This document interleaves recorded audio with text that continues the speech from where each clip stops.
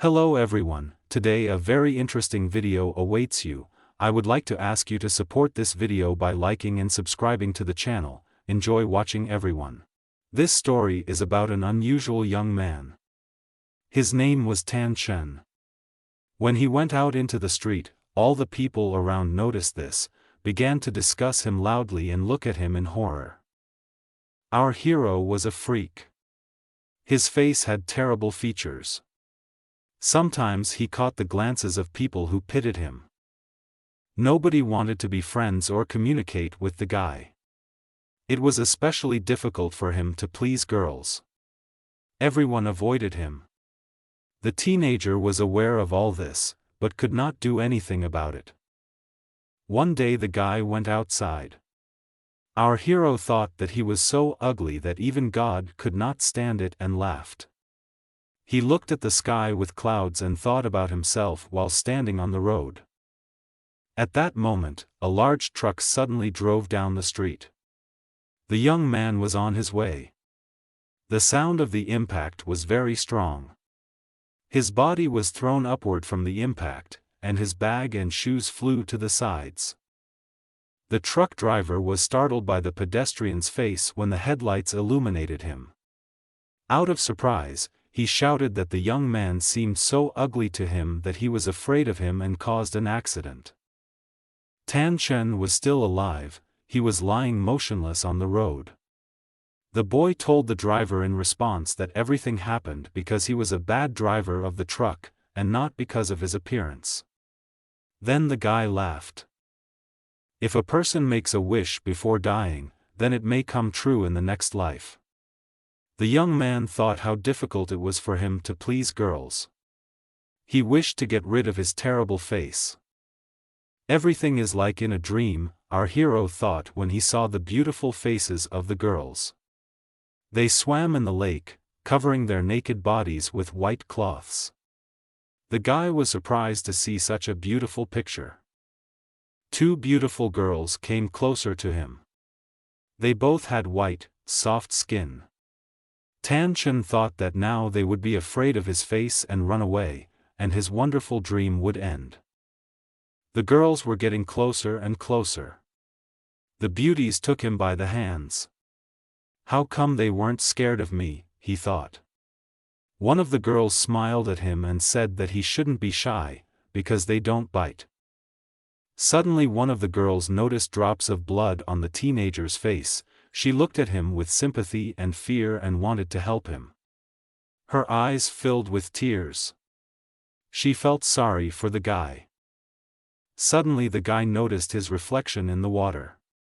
Looking at himself, the boy realized that he was wearing women's clothes. He was no longer a boy, but looked like a girl.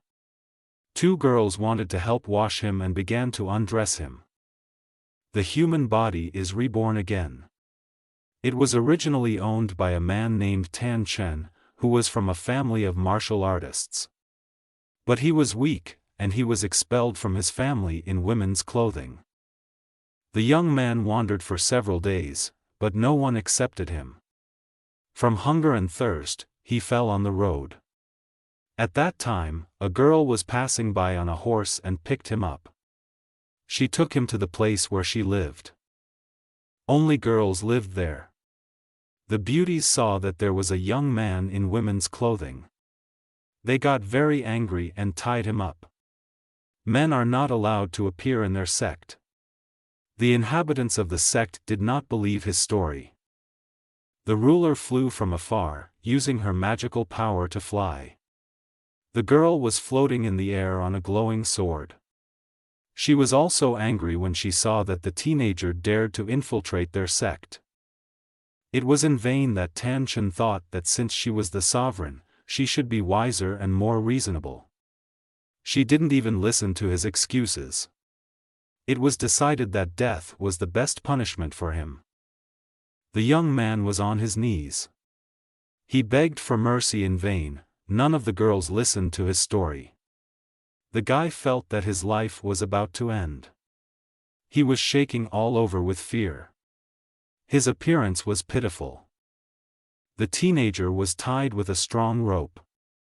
The lady stood over him, with a sword in her hand. She believed that such a death was the best way to be reborn, but because of this she no longer has a flag. Suddenly the sword, which was just about to cut off our hero's head, stopped. There was noise and voices. The young man thought that this could not happen, that someone would come to save him. The mistress turned around at the noise and shouted angrily, "Who dared to invade the sect's possessions and interfere with it?" She decisively raised her sword, preparing to meet the uninvited guests. Through the open window, high above, enemies appeared one after another. They seemed to fly in with the wind, jumping from a height. The ropes that bound the teenager were torn. He was free. These were 4 robbers, one of whom was very fat. After a minute, Tan-chun thought that these guys were not such good guys. They looked very menacing and were armed. The fat robber, picking his nose, threatened the lady. He called her a witch and said that he would raze the place to the ground. The villain wanted the glory of the winners for them and for everyone to know their names. The girl thought that from the very beginning the young man was with the robbers for the same thing and that he participated in the plan to take over the sect. Her eyes sparkled with hatred for the guy. Tan-chun shouted that the sovereign had mistakenly thought that he had nothing to do with it. He froze at the thought that the beauty thought he was a traitor. The fat man screamed at the young man, hitting him. The girl waved her sword and ran towards the fat robber.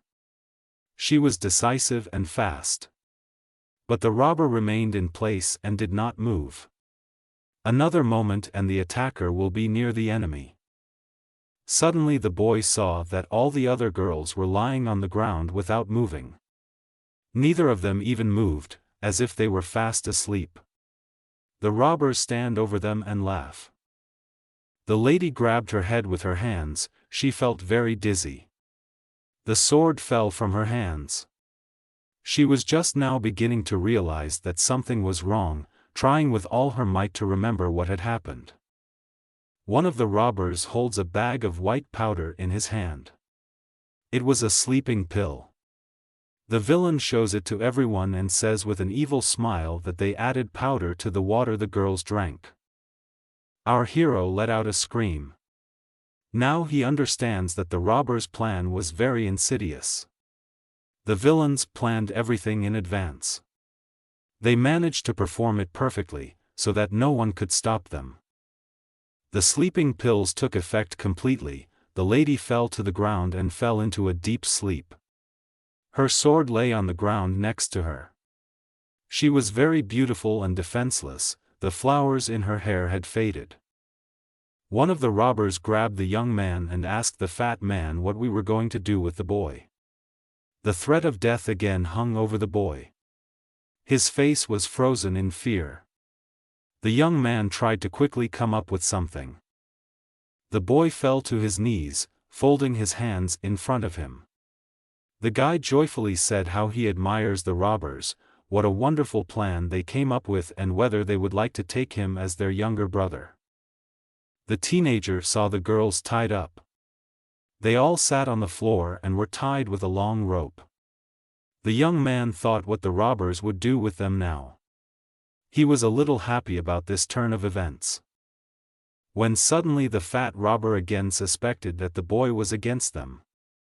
The young man was very afraid that he might die again and said that he had come up with an important thing, how to achieve well-being and prosperity. The 4 robbers stood in front of Tan-chun and listened to him. He said that in battle everything is decided by the number of warriors, the more villains there are, the better it will be to rob.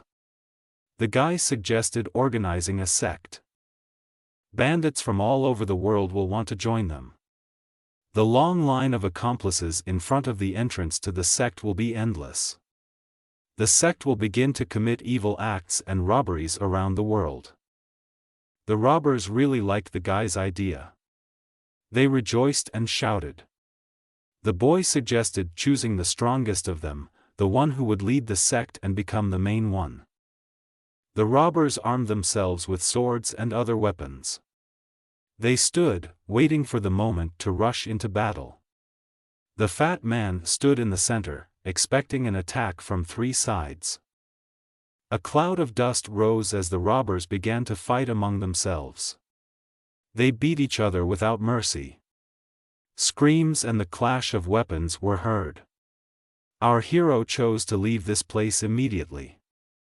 The lady was lying on the bed, her hands were tied. There was a gag in his mouth.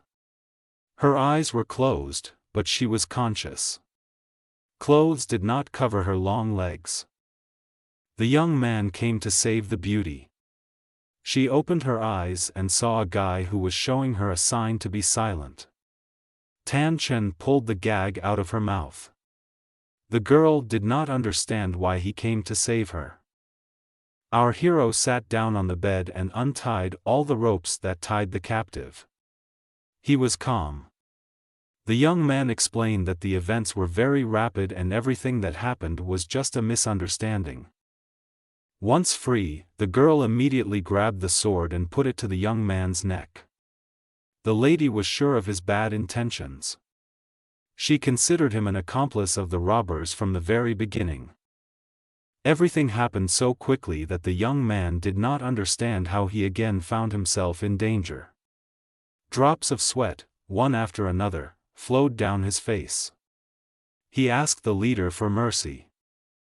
The lady was sure that the guy was her enemy, who had just played out the last scene with her salvation. She was very determined. Her eyes shone with hatred for him. Suddenly 4 robbers burst into the room. They were armed. The villains realized that the boy had fooled them. The fat robber pointed at the teenager and shouted that the boy should be killed first. Our hero's face twisted with fear. A scream burst from his chest. Mortal danger is upon him again. Now the sovereign realized that the young man wanted to save her and everything was not as she thought. The fat robber's sword is raised above the young man's head. The villain screams menacingly and rushes forward at the boy. Suddenly something gets into the fat man's eye. He stops and starts rubbing it. The villain tries again and again to help himself. Finally he opens his eye. There is no one on the bed anymore. The girl and the boy ran away through the window. The robbers give chase. A girl and a boy, hiding from their enemies, find themselves trapped. They had to lock themselves in a stone room and break the door lock. The robbers stop in front of the door, but cannot open it. 2 brothers talking to each other. One of the villains shows a brown case and says that he recently bought poison from an old man, which can drive you crazy with its smell. The poison is sealed in a case. The fat villain tells the others that if the witch and the boy remained locked together it could be beneficial for the boy. He can take advantage of the situation and something can happen between them. Another brother objects that the witch will not allow anyone to see her body. He takes the brown case, opens it and places it under the door. A pungent smell permeates the stone room. The lady and Tan Chen are standing in front of a closed door in a stone room. The room becomes hot and stuffy. The young man feels this and speaks about it out loud. The young man and the girl look at each other, their gazes become more and more tender. They move closer and closer to each other. Drops of sweat from the unbearable heat flow down their faces. Suddenly the beauty turns away from the young man and heads towards the door. The room gets even hotter. She says she can't be here anymore. The guy tries to stop the lady, grabs her hand. The girl's foot slides down the step. She stumbles. The young man catches the girl in time, so that she falls straight into his arms. Their faces are close, they enjoy the touch of hands and bodies. They both want the same thing. The girl and the boy are like in a dream. Their lips are getting closer and closer. They give in to strong attraction and passion. They hug each other and merge in a kiss. After some time, the young man approaches the wall, on which a deity is depicted in the center. This is an old fresco made with colored paints. It seemed to him that someone was talking to him. During his lifetime, the deity was one of the best in this world. Suddenly the image tells the man to drop a drop of his blood onto the fresco. The young man, frightened by the unknown, turns away from him. The deity changes in the image. It got angry at the young man. How can a guy ignore it? A new evil image appears on the fresco, so the deity is angry with man. The young man looks at the girl who is sitting curled up on the floor. Her face is on her knees, hidden under her long hair. She is crying loudly. He decides to take a risk and believe in the deity. Our hero bites his finger on his right hand, from which blood begins to flow. He drips scarlet blood onto an ancient fresco, fulfilling the wish of an ancient deity. Suddenly the drawing begins to glow with a golden glow. Its contours come to life. Tan Chen stands in front of the wall and cannot believe his eyes. The girl, under the influence of magic, fell asleep for a while. The deity acquired the features of a man with long white hair that developed in all directions. It told the young man that it would enter his body for a while to help him fight his enemies. When the doors of the stone room opened, the four villains saw one boy at the entrance. They were sure, since the guy was alone, that he is confused and will not run away from them anywhere else. The young man folded his hands. He didn't even have a weapon. The teenager said that he did not expect that there were so few of them and wanted to fight them alone. Four robbers stood opposite our hero. The enemies were confident of victory and considered him very funny and amusing. They joked with him and were confident of an easy victory. The fat robber was the first to attack, followed by his three brothers. Each of them wanted to strike first, but their weapons bounced off as they approached the boy. Tan Chen surrounded himself with blue magical rays. This power protected him from his enemies. The villains, one after another, flew away from its influence. None of them could even get close to him. The four enemies were scared and retreated. They did not know how the young man received such powerful energy and became so strong. Suddenly a glowing sword appeared in the guy's hands. Our hero said that he had not used it in battle for a long time. It was a magical weapon. Tan Chen swung his sword once and four lights flew from the weapon towards the villains to stop them.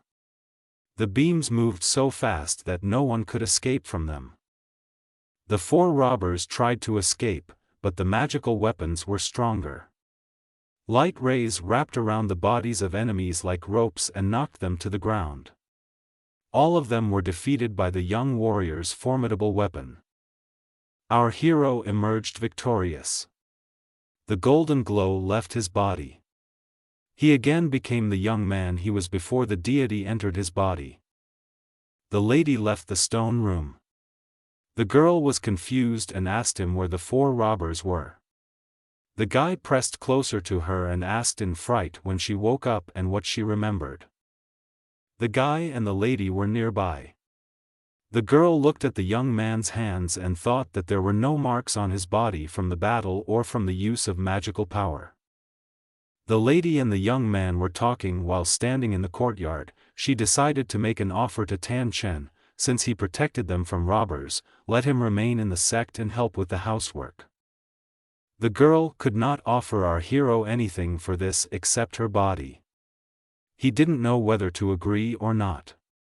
The guy didn't want to be a laborer, but decided to try to stay in this place. Tan Chen stands in the courtyard of the women's sect. In front of him is a large deck with an axe on it. He is puzzled and surprised by his life in a sect where there are wives and concubines, but he is not very happy with his life here. A girl with a whip stands above our hero, and he lies below after a blow that he did not expect to receive. She orders him not to idle as he has a lot of work ahead of him. The guy is very angry. Soon the young man was left alone in his room. He sits deep in thought about his life here. Who can help him become stronger now? He remembers the deity who already helped him once. Suddenly a deity appeared and swung with all its might at the young man. Why did he fall to the floor? Tan Chen shouted at the deity, calling him a crazy old man who had not responded to his requests all this time. The deity in the form of a man with long white hair calmed down, his eyes were closed. It said it needed to regain its energy. The young man was afraid that he would be left alone without help. The sage winked slyly at the guy. He said that as long as the young man respected him as a teacher, he would teach him. The old man promised to be very demanding. The teacher looked carefully at the young man and said that first he needed to learn about the cultivation system of this world. In this world, spiritual energy is the foundation for any technique. There are 8 steps in total: elevation, heavenly step, silver moon, gen earth, mysterious neuritis, yellow shoot, frozen wind, body hardening. All levels are still divided into classes. Our hero was upset. His face became sad. He remembered that he was kicked out of the family due to the fact that the dirty blood could not temper his body. The teacher explained to him that this was not true. He remembered that when the deity took possession of the young man's body for the first time, he checked that his blood was pure. The young man began to hope that the situation could be improved for the better. But the deity was surprised, as it seemed to him that someone had deliberately sealed his blood. The teacher showed his student a piece of paper with hieroglyphs.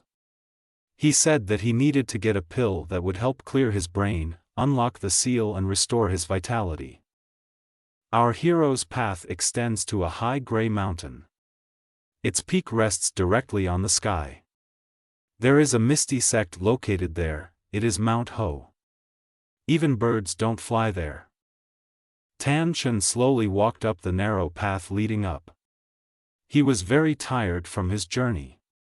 The young man remembers that the teacher said that herbs were very common, but he had not seen them anywhere. In an instant, the traveler heard some noise similar to the sound of footsteps. It was as if someone was following him. Suddenly the young man fell from an unexpected push. Something heavy fell on top of him. He opened his eyes and saw a stranger on top of him, who fell on him because she tripped over a stone. The young man closed his eyes in pain. A drop of sweat appeared on his face. Everything happened so quickly that he did not understand what happened. The young man's body was on the ground. A girl was sitting on top of him. The girl was beautiful. She pressed him to the ground with her whole body so much that he cried out in pain. Blood poured from his nose. The two of them quickly got up from the ground and dusted themselves off. Tan Chen looked angrily at the stranger who grabbed his hand. She was apologetic and worried whether the guy was okay or not. Suddenly, the two of them heard someone growl. The sound came from above. There was a flock of evil creatures. They were very angry. Their appearance was menacing. The young man and girl froze in fear. The leader of the pack menacingly approached the people. He growled and showed his powerful fangs. It was a marbled leopard introduced into the mountains. The guy told the girl that animals usually don't attack people first. The beauty was scared. She said that she was collecting medicinal herbs when wild animals attacked her. Then the young man saw her basket lying nearby. A collection of grass spilled out of it. The guy picked up one of the plants and saw that this was the medicinal herb that he needed and that the teacher had told him about. He held the plant in his hand, examining its leaves. Suddenly the leader of the pack bent down on the girl, showing his claws. The leopard moved so fast that it was impossible to escape from it. The poor thing froze in fear. The young man rushed forward, protecting the girl with his body. Our hero shouted in fright that she should be careful. It so happened that the boy's hand waved the plant right in front of the leopard's mouth. Suddenly a miracle happened. The formidable beast became a small cub, he purred and ate grass from the hands of the young man. Then he started licking the man's hands. The guy thought how such a transformation could happen.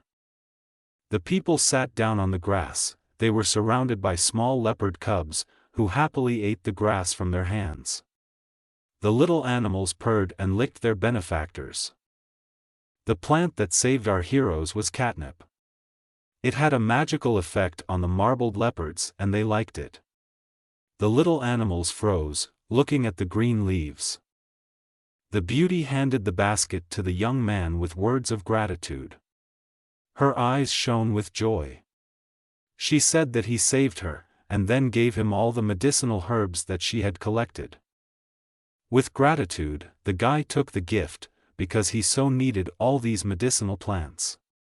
The girl began to move away from him. He thought that he would like to meet her again. The teacher was happy when he saw the basket. All the herbs, under the influence of his power, flew out of the basket and smoothly swirled in the air. All the necessary plants were there. After a moment, the sage was puzzled. He crossed his arms in front of him and thought. There was still not enough wood crystal to make the medicine. It was a very rare stone. Suddenly a small marbled leopard cub appeared on the path. He walked and was not at all afraid of people. In his teeth he carried a stone that glowed green. This was the wood crystal. The young man was very happy with the gift and raised the crystal high up, holding it in his hand. He gave the little leopard some catnip, which he quickly began to eat from the basket. Our hero closed his eyes with joy and daydreamed for a moment. But when he opened it, the crystal was no longer in his hand. Surprise froze on his face, and a cry burst from his chest. The young man saw a small brown monkey holding a wood crystal in its teeth. The monkey made faces and teased the person. The guy got angry with the little girl. The teenager immediately rushed to chase the thief. The monkey jumped out onto the tree and began jumping from branch to branch.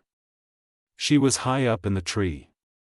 No matter how hard the boy tried, he could not catch up with her. At this time, not far from that place, one girl was swimming in the lake. She splashed in the clear water, washing her beautiful body on a hot morning, and after washing her hair, she twisted it high on the top of her head. Suddenly the girl heard a sound, as if someone was there besides her. She hurried to get out of the water and go into the house. A little monkey entered a dwelling that stood near the lake. She sat down on the floor to catch her breath and pulled the crystal out of her mouth. The thief held it tightly with both hands. The young man, chasing the monkey, made his way into this house too. He grabbed the cheeky little animal by the head. At the same instant, the crystal slipped out of the monkey's paws. The room was divided by a white curtain that hung to the floor. The crystal fell somewhere in the room. It landed on neatly folded clothes. Tan Chen was not as fast as a small animal. He was angry because the little animal jumped out the window, leaving a clump of brown fur in his hand. The thief eluded his pursuer and ran away. The young man bent over and began to look for the fallen crystal in the room. He decided to look behind the white curtain that hung to the floor. The guy was taken aback. There was someone behind the curtain. There was a girl there. He quietly said to the beauty, "Or she is not cold."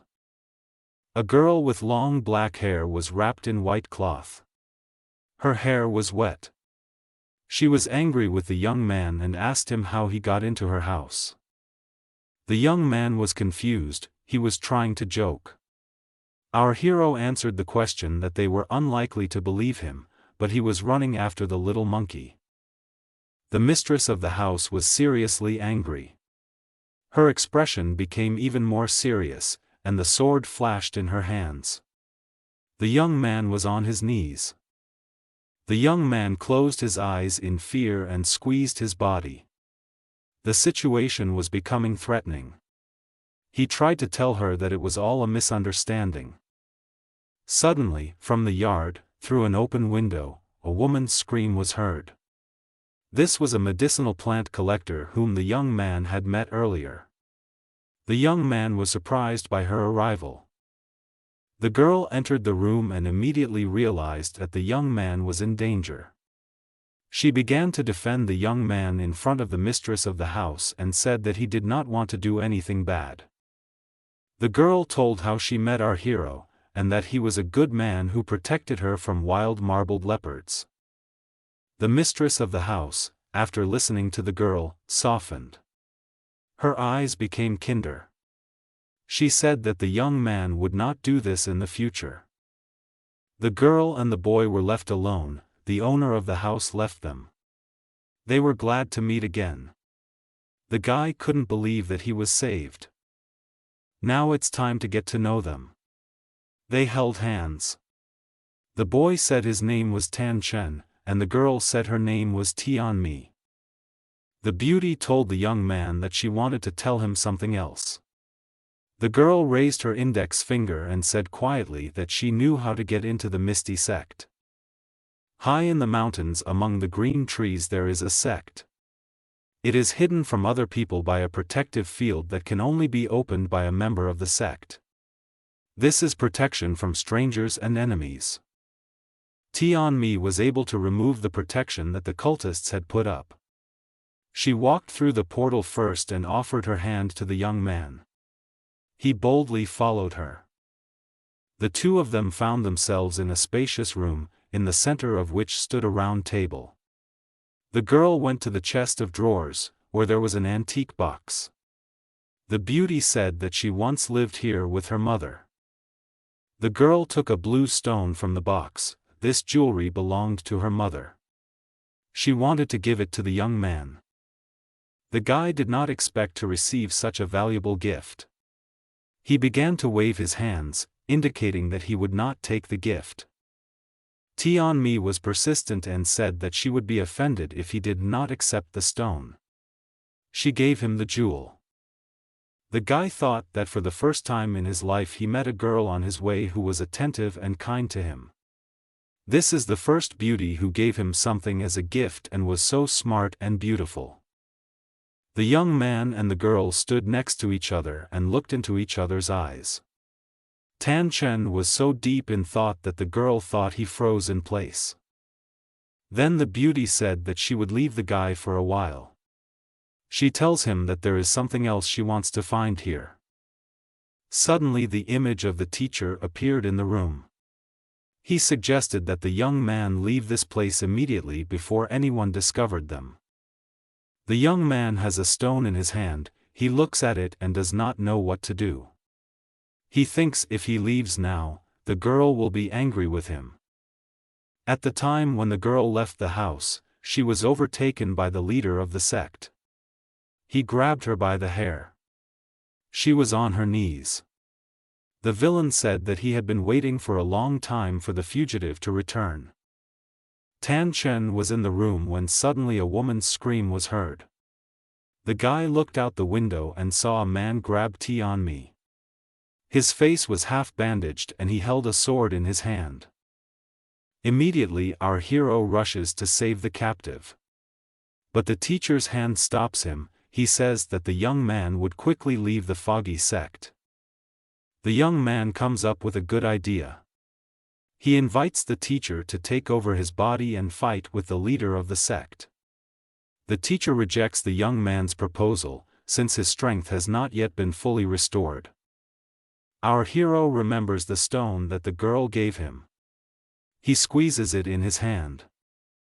The teacher notices the young man's stone and joyfully says that this emerald is the core of the wood crystal. The young man was glad that now he had all the necessary materials for cultivation and could do it right away. The teacher firmly tells the young man no. After all, before this, the necessary stage is hardening the body. The sage explains that there is no hurry. If the sequence of stages is disrupted, a person can go crazy. He may not be able to withstand the stress and turn into a monster. The young man looks through the window at the captive, whom the sect leader tied to a tree. He has a weapon in his hands and he can kill her at any second. The teacher suggests, before anyone discovers them, to escape from the misty sect along with the stone. The sage again convinces the young man to run away. He predicts a good future for the guy, and talks about his new acquaintance in such a way that she is just a girl whom he has known for one day. The young man does not believe the teacher. He feels that he cannot leave the girl in trouble. The guy says he won't change his decision. The teacher tells the teenager that he now sees that he chose the right person as his student. The sage claims that everything he said earlier was just a test. The teacher begins the cultivation ritual. He closed his eyes and focused on the magic. The old man takes the materials necessary for the transformation, mixing their power. Positioned at the top, the teacher points his hand at his student, who is below, and reads a spell. Rays of light energy emanate from the highest power of the deity. Tan-Chen tries to go through the changes, but the seal works and he cannot clear himself. His whole body hurts, his heart can't stand the strain. Through the young man's clothes you can feel his heart pulsating. He is experiencing terrible overloads. The teacher helps him cope with energy. At this time, Tianmi sits pressed against a tree, afraid to move, so as not to anger the sect leader. She begs her enemy in vain to let her go. The villain calls the girl names and threatens her with his weapon. He says he didn't expect to meet her. The enemy swings at the girl, but then his hand movement is abruptly stopped by Tan-Chen. He holds his hand tightly in his hand. The opponent strikes with his fist. His hand is steady, he uses all the energy of his level, which is concentrated in his movement. From a strong blow from the enemy, the guy flies several meters away and hits the trunk of a tree growing nearby. The young man remains near the tree and cannot get up. The villain tells the defeated enemy with superiority that the young man kneel down and beg him for mercy. The young man's face was covered in wounds from strong blows. He looks defiantly at the enemy and is not going to give up. A moment later, the enemy looks around in confusion and does not see where the guy went, because he was just here. The young man rushed at high speed and hit the enemy from behind with such force that he immediately fell. The guy was pleased with his blow. The defeated opponent rushed to run into the forest. Tan-Chen approached the girl who was sitting near a tree with her legs crossed and her hands on her knees. She smiled at her savior. The young man asked if she was okay. The boy and girl hugged each other. Her eyes were closed. They pressed their bodies together and enjoyed a moment of peace. At that time, one teenager was nearby. He had a stick in his hand, and he was not wearing expensive clothes. He hit his head on a tree trunk. Perhaps he was sick. Our hero and the girl stood very close to the path onto which the traveler was able to crawl, a groan for help bursting from his chest. The two noticed the poor fellow. The young man and girl carried the traveler to a safe place. Tianmi recognized him and told Tan-Chen a story that one time when she was collecting medicinal herbs, she helped this man. That time, the beauty said, she saw how several hooligans beat him. They kicked him very hard, so that a cloud of dust formed. The girl tried to help the poor guy, but the hooligans tied her to a tree. She was gagged and unable to call anyone for help. The girl continued her story and said that the lady managed to come to the rescue in time. She appeared at the right moment and saved the prisoners. Since then, the traveler has been sick, as he was crippled. After some time, Tan Chen, Tian Mi, and the person they found unconscious ended up near the cliff. But here another danger awaited them. Black shadows appeared near the foot of the mountain. It was the leader of the sect, a man with his face half-wound with a white bandage. He was not alone, but with members of his bandi. There were a lot of enemies, all of them were armed. The villains lined up in one line, blocking the exit. There was no hope of saving our heroes. The girl tried to push Tan Chen away and said that the enemies only needed her and that the guy would run away on his own. Our hero did not want to run away. The guy proudly stepped forward, protecting the beauty. He prepared to attack. He didn't have any weapons. The enemies began the attack first. A heavy cannonball flew straight at the young man, but he managed to dodge. Blow after blow and the guy falls to the ground. A minute later, the enemies had already tied the guy up with strong white bandages. He was bandaged from head to toe, so that he resembled a mummy. The bandages wrapped around his body so tightly and did not allow him to move. The young man stood in the middle, for robbers held white ropes leading to his body. The leader of the sect stood nearby and enjoyed the sight of the tied-up guy. The tall villain approached the young man with a sword. The robber decided to strike a blow that would bring death to the prisoner. The young man closed his eyes. The villain shouted something and raised his sword over the guy's head. Suddenly Tian Mi jumped forward, protecting the young man with her body. The villain managed to stop his blow from surprise. The sword stopped right at the girl's head. The sect members decided to deal with the brave beauty for now. They tied the young man to a tree, and led the girl towards the forest. Suddenly, as if out of nowhere, a teacher appeared near the young man. He stood near the tree to which the prisoner was tied. The sage freed him from the ropes. The teacher restored Tan Chen's strength using his energy. So now the guy felt a surge of extraordinary energy in his body. All his abrasions and wounds have healed. The mentor shared with his student the knowledge of martial art techniques that he himself used. These types of control over one's body were supposed to help the guy fight his enemies. Members of the sect stood around the girl, their leader held the captive by the neck, lifting the girl high above the ground. The poor thing could barely breathe. The villain's strong hand squeezed her throat. She closed her eyes in pain. Tears flowed down my cheeks. The young man felt a surge of energy. In his hands was a long sword, which he raised in front of him. He was ready to fight. In an instant, the rays of light emanating from the young man's weapon defeated all the villains. An unknown force lifted enemies high up and threw them to the ground. All members of the sect, along with the leader, were defeated. All the villains were lying on the ground around the tree near which the girl was sitting. She looked at them and did not believe that the young man could defeat them all. After the fight, the young man lost consciousness for a while. Through the thin slit of his eyes, the young man tried to see who was in front of him. Tian Mi leaned over him with an anxious look. The guy began to remember what happened.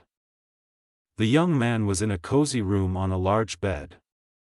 There was a girl next to him. She put her hand on his chest and heard the guy's heart beating. Then the beauty climbed onto the bed. She knelt down in front of Tan Chen and said that in gratitude for her salvation she could give him tender moments. Her gaze was gentle and seductive. The girl exposed her body and approached the young man, offering herself. The young man did not want everything to happen like this. He said that he saved her for no reason and did not expect to receive anything in return. Suddenly the beauty rushed at him and sat on top of him. She spread his arms apart and pressed her whole body against him. The young man screamed in surprise. The beauty smiled with pleasure. The girl admitted that she pretended to be stupid and defenseless from the very beginning. She had been deceiving him all this time, using him as the earlier person they found in the forest. He was her toy. The young man's face became sad. He understood everything, the very minute he heard her story about pretense. Whenever she was kind to him, she was faking it. The girl called him names. The guy didn't want everything to happen here and so quickly. He didn't want the girl's affection now. Despite this, he placed his hand on her head, trying to stroke her hair. Suddenly, muffled footsteps were heard in the house. The step was very quiet and light. Someone wanted to remain unnoticed for a while. The sovereign entered the room, a sword in her hand, black hair flowing over her shoulders. Her dress was white, trimmed with purple ribbons. Her appearance was a salvation for the guy from this situation. Suddenly Tianmi jumped out of bed and started crying, wiping her tears with her hands. She told the guest that the guy pumped her with some kind of drug to seduce her. She sobbed loudly at this. The girl admitted that she wanted to die and put a sword to herself because she was no longer pure. She was so convincing that the lady believed her and not the young man. The mistress ordered to seize the offender. Two maids grabbed the young man by the arms and dragged him, not listening to his excuses. Everything happened so quickly that Tan Chen did not have time to come to his senses. The guy found himself locked in a dungeon. There was one window high up in the cell. The prisoner sat and thought how this witch, a herbalist, managed to deceive first him, and then also the lady. Suddenly a bright image of the teacher appeared in the cell. The young man was delighted at his arrival. He told the guy how he didn't feel the bad energy coming from Tianmi whenever she was around him. The young man was puzzled as to how he had not understood the girl's betrayal before. He asked the teacher whether he knew about the deception from the very beginning and why he did not tell him about the witch. The young man was angry with the teacher. The girl came to the cell where the prisoner was sitting. She again tried to seduce the young man with her charms and said that if he agreed, she could save him. But the young man rejected her caresses. The young man came up with a good idea on how to get out of prison. He approached Tianmi and whispered in her ear that he wanted to tell her a secret. The smile disappeared from her face and she became gloomy. The girl was surprised that the young man told her everything that happened between him and the mistress when they were in the stone room during the attack of 4 robbers. The herbalist thought that maybe it really was true that there was a connection between the queen and Tan Chen. She was upset about this. The girl wanted to leave this place and be alone. She was so upset that now she herself did not want the young man's attention. The beauty decided to quickly leave here. Then Tianmi decided to go to the teacher and ask her everything herself. But when the girl approached her chambers, she was told that the lady was not accepting today and that she should go home. While she was returning home, someone suddenly grabbed the girl from behind. The attacker turned out to be Tan Chen. She thought about how the guy managed to get out of prison. A young man dressed in a black cloak with a hood drags the girl along with him. He wants Tianmi to go with him to the mistress. The beauty does not understand why they need to go there. The young man unseals the entrance to the mistress's chambers using a red crystal. The girl thinks at that moment how such a precious stone came to him. After all, you can do a lot with it. Together they end up in the lady's bedroom. 2 square lamps stand on either side of the entrance. The girl asks the guy in a quiet voice what he intends to do. The lady was lying in bed under the covers, her hair was scattered on the pillow. Her face was pale, she looked sick, she could barely breathe. It seemed that life was gradually leaving her body. At the same moment, the young man admitted to the girl that he had brought her to help save the mistress. The guy took Tianmi by the shoulders and looked carefully into her eyes. He waited for what the herb gatherer would say in response. The girl said nothing and just walked up to the bed. She took the patient's hand and felt the pulse. The heart beat barely audible. The girl was very happy about this in her heart. Suddenly she turned sharply to the young man and said why she should save the sick woman. Her tone of voice immediately changed. She folded her hands in front of her and even smiled. The girl told the young man a story that once the mistress was a student and at that time the previous mistress ruled there. But there was also an elder who disappeared after all the changes. The girl continued her story and said that the two girls who wanted to rule and did not share the throne, have since then continued their feud in secret from everyone. At the end of her story, Tianmi joyfully looked at the sick woman and told the young man that the elder could take advantage of the death of the mistress and begin to rule in her place. Suddenly a transformation happened to the girl. She stood on all fours, her hair flew up, her eyes became clouded. The room was riddled with purple tentacles. They appeared here and there. A moment later, the young man was wrapped in tentacles like a rope.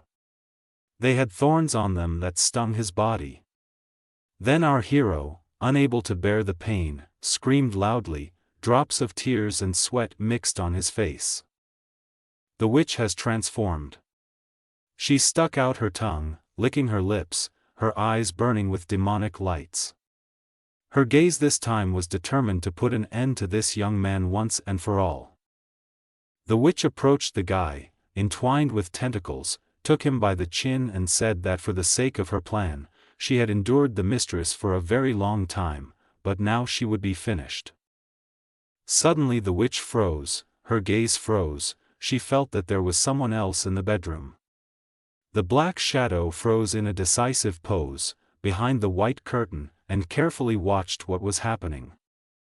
It was a lady. She had a long sword in her hands. She looked healthy and determined, there was no trace of illness left. Moving quickly, the mistress found herself near the witch. The young man was freed with one blow from the mistress's sword. All the tentacles with sharp thorns fell to the ground. He was glad that the teacher arrived in time before the witch's magic strangled him. Tianmi realized that this was Tan Chen and the lady's plan from the very beginning, which they came up with when she came to see him in prison. They agreed to force the witch to show her true colors. The young man came up with a lot himself and shared the plan with his mistress. They executed their plan superbly.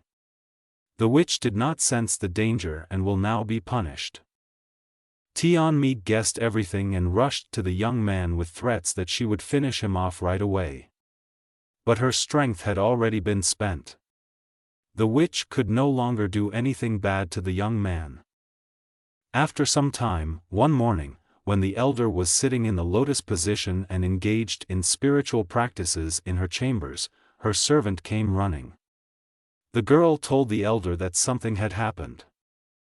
The lady, upon hearing the news, immediately became angry. She said that the game, which had been going on for so long, could now be disrupted due to the fault of some boy of low birth. The young man stood in a spacious hall with large round columns. He was not there alone, but with a girl in a long blue dress, the mistress's maid. Suddenly the guy heard someone calling him and turned around. It was the Misty Sect elder. Her green eyes sparkled like two precious green emeralds.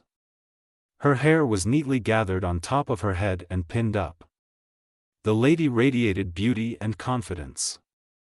The elder said, turning to the young man, that she heard that there was some kind of misunderstanding, and she wants to fix everything. She smiled as she said this and was polite and friendly. A girl with long hair, without looking up, presented a small jug on a tray, which was tightly capped. It was concentrated chi energy that was beneficial for cultivation. The young man refused to take such an expensive gift. The elder insisted, she was talking about friendship. The maid quietly told him that all the girls admired his courage. Then Tan Chen decided to outsmart them. The young man told the girls why the elder wants to make friends with him, because he is an ordinary guy who does menial work. At the same time, he scratched the back of his head and tried to look like a simpleton. The elder and her maid looked at each other. The lady released the young man, who folded his hands on the back of his head and left the hall. His walk was free and carefree. The guy was walking home, the sun was shining brightly, so he closed his eyes for a moment. Our hero did not notice that a girl with long black hair was walking towards him. The stranger stumbled, falling down, she touched his chest. Our hero didn't even see her, since her face was half hidden by her hair. Everything happened very quickly. A drop of sweat ran down the guy's face. He thought to himself that this girl is very strange. His mood immediately soured. He felt changes in his body, but did not know what exactly happened. The guy returned home, and the teacher was next to him. Some strange malaise was felt in his body. He was very thirsty. He closed his eyes and almost walked towards the table, as if in a dream. The young man quickly grabbed a glass of water and began to drink in large sips, without opening his eyes. He didn't even hear the words of the teacher who told him not to do it. A moment later, the guy's eyes opened wide, his pupils enlarged, his complexion turned blue, and he stared at one point. Even the sound of a broken glass could not bring him back to reality. A moment later, the teacher took urgent measures to save our hero. The student was lying on the floor, the sage stood over him, instilling in him the light energy of life, and displacing the dark energy of death. The young man lay with a distorted face, instead of eyes he had 2 circles, and a large goose spider sat on his cheek. It lays an egg in the victim's body that feeds on blood and flesh, then the victim dies from it. The teacher knelt down in front of the student. He was worried about the guy. Little by little the boy managed to stand up and sit down. He felt better for a moment, but it was only a temporary improvement. A moment later, a sharp pain pierced the poor man's body. He screamed loudly in pain. His face turned blue again. Drops of sweat ran down his cheeks. Our hero could not open his eyes. The teacher couldn't believe his eyes. The bloodthirsty spider crawled out of the guy's body on its own. The young man was still lying there, writhing in pain, which was subsiding.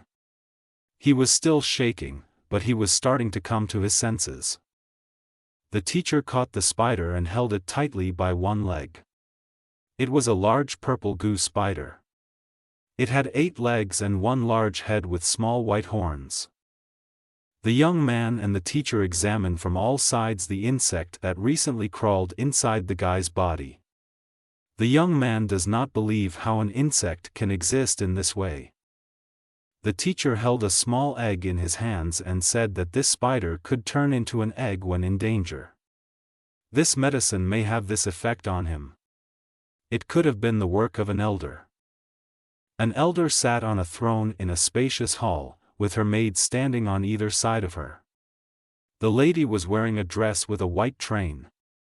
She said loudly that the boy had thought through everything carefully this time. One of the maids, who has long hair covering half her face, is trembling. The girl looks away as if she has done something wrong. The young man who came to the mistress notices a maid with long hair and recognizes her. He thinks it was her, then on the path. The guy asks directly what the mistress wants from him.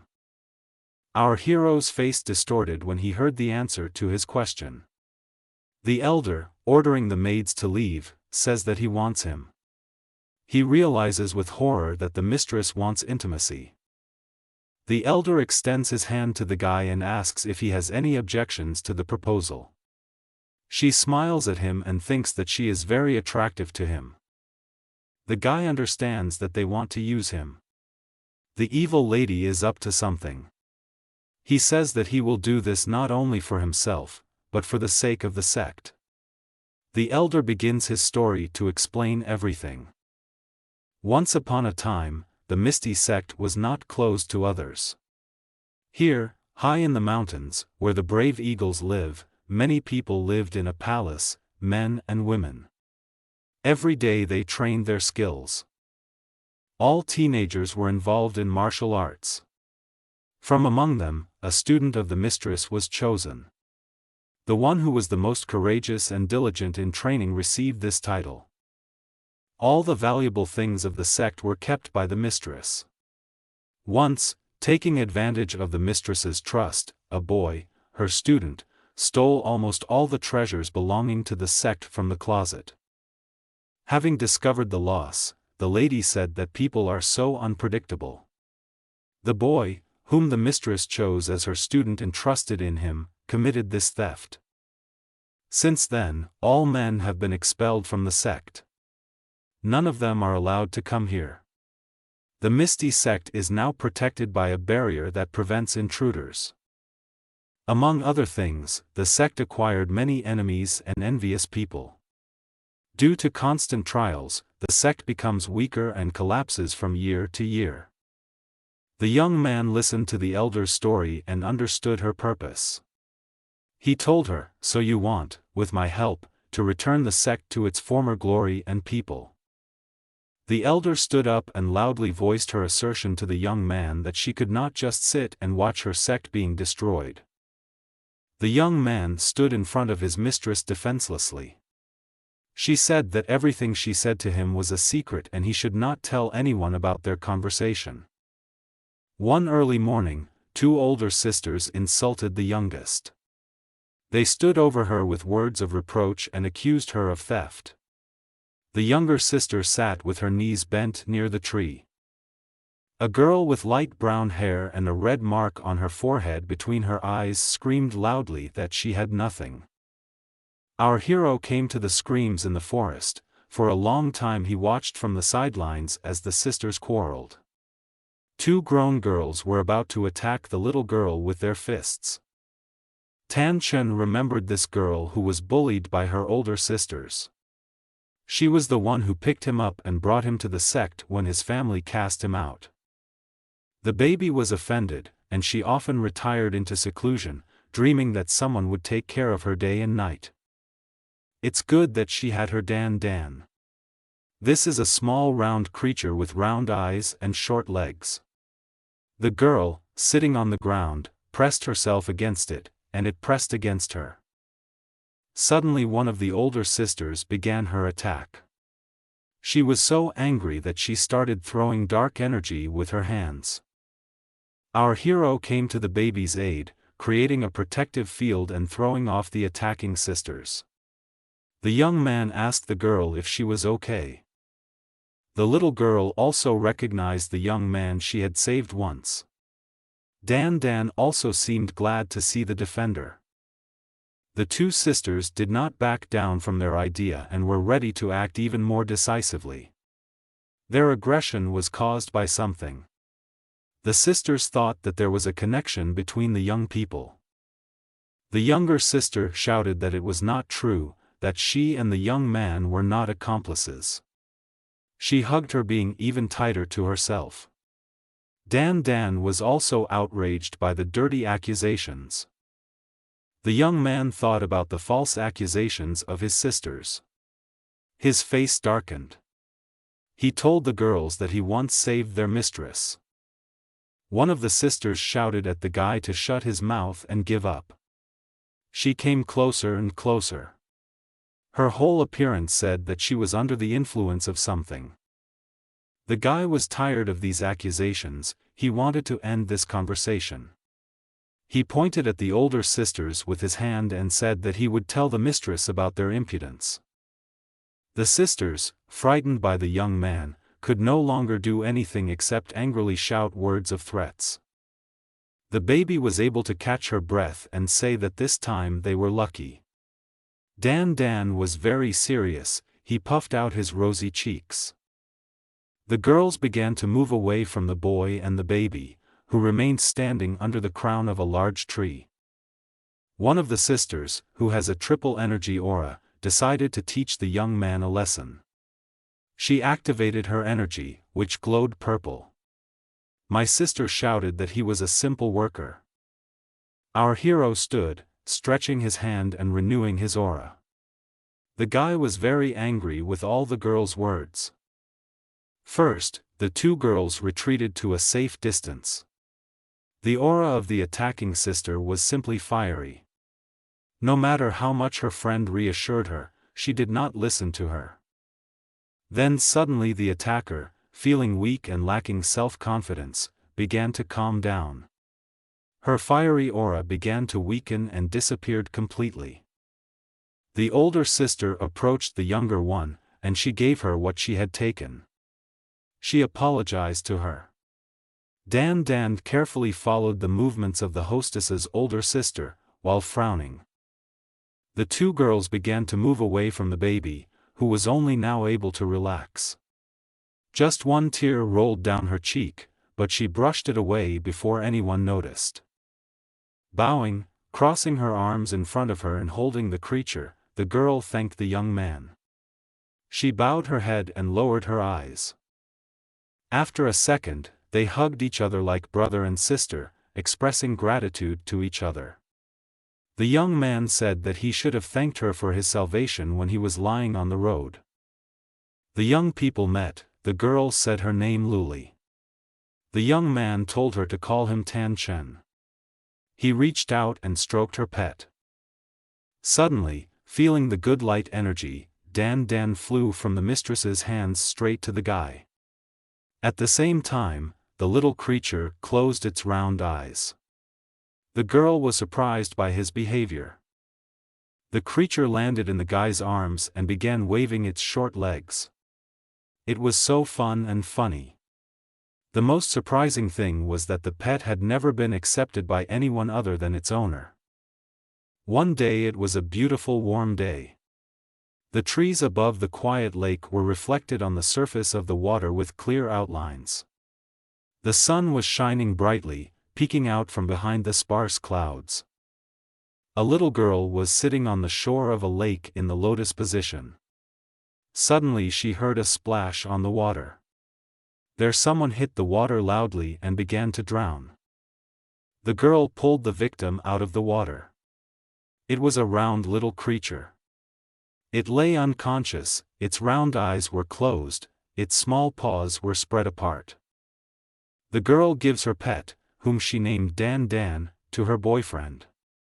He asks her if she used pills to heal the creature. The hostess carefully hugged the creature and treated him with trepidation. The girl said he was very ill and she gave him pills because that was the first thing that came to her mind. Tan Chen and Luli stood next to each other, under the shade of a large tree. They were calm and joyful. She rejoiced at the creature's recovery and kissed him tenderly. Dan laughed with pleasure. Suddenly, in the middle of this peaceful scene, a loud sound was heard. The girl stopped playing with her pet and asked if he heard something. The bizarre creature listened and then waved its paws. The girl, together with her pet, whom she held in front of her in her arms, ran along the winding path leading to the multi-tiered palace. The young man also started running after the girl. He thought it would be better if he went first and shouted it to her as he ran, but she didn't stop. The girl was already near the entrance to the ladies' chambers. They were sealed, so she stopped in front of the door. Light from the square lamps was visible from outside. The little girl used all her energy to open the seal placed on the lock. She created a field of all-pervading energy and tried to control it in the right direction. Finally, the castle blocking the entrance to the mistress's chambers gave way. Everything was illuminated with green energy, inviting people to follow into the palace. The lady greeted the guest with a smile. She said that the girl continued to cultivate again. The hostess was kind to the baby. A girl with long brown hair pinned up with a yellow bow stood in front of the mistress. She already had a high level, the 9th spiritual aura, was a diligent student and caught everything on the fly. The lady sternly asked whether the girl standing in front of her had used all the pills. She answered in the affirmative, while lowering her eyes. The lady did not believe the little girl, she said, tapping her forehead with her finger, that when she deceives, the girl blushes and her hands clench. The owner knew that the sisters had taken the pills from her. The girl admitted with a guilty look that she gave the pills to the older sisters herself. Having a higher level than her sisters, she did not want to use it against them, since they are her family. The ruler remembered her childhood, that once she also had a family. As a little girl, she walked by the hand, holding her mother and father at the same time, and happily rolled around as they held her hands tightly. The flood of memories gave the mistress a headache. She became sad and thoughtful. The little girl put her hand to the lady's head and removed the bad emotions. The lady asked for something else. In a quiet, cozy house where birds huddle on the roof. The owner of the house brewed tea for himself in a large white teapot. Suddenly, the sound of a broken window deafens Tan Chen. He manages to jump to the side and an incoming fireball rolls across the table and breaks it, leaving a fiery trail on the floor. Despite the danger, the young man runs to the window to see his attacker. He sees that there is no one in the yard anymore. The guy decides to rush after the villain. Our hero runs along a winding forest path after the attacking little man, who is dressed in black clothes, like a ninja. A long train develops behind the enemy, his face is hidden by black cloth. It seems to the young man that the running man is luring him further into the forest in order to lead him somewhere. The guy notices that the attacker has some kind of plan. The enemy makes a quick jump. The young man unravels the enemy's plan. He thinks that the enemy wants to lure him out of the sect's territory and therefore deliberately broke the barrier that separates the sect from the rest of the world. The young man stops in front of the barrier and thinks about what to do next. The enemy is watching him from afar, hiding between the bushes. The enemy is dressed in black, hiding his face so that only his eyes are visible. But the enemy says out loud that the lady ordered Tan Chen to be taken out of the sect. The ninja attacks the young man with a sword from behind. The enemy makes a jump and flies as if through the air. The guy, not expecting an attack, manages to jump to the side. The enemy attacks again and again. The guy understands that the enemy is moving quickly, but does not want to kill him or mortally wound him. The guy closed his eyes and prepared for any outcome of events. He said what the attacker would do, what he had in mind. Then the young man said that he still would not leave his mistress. After these words, the enemy stopped indecisively, and thought that the young man was a very noble and good young man who could not hand over anyone. The guy quickly took advantage of the enemy's indecisiveness. He twisted around and struck him with his fist. The martial art technique he used was very precise. The enemy turned out to be a girl named Luli. The black cloth was torn off and her long hair fell over her shoulders. She looked confused and scared. After the first moments, the surprise passed. The guy asked the little girl what they were up to. He was upset that the girl was involved in executing a plan against him.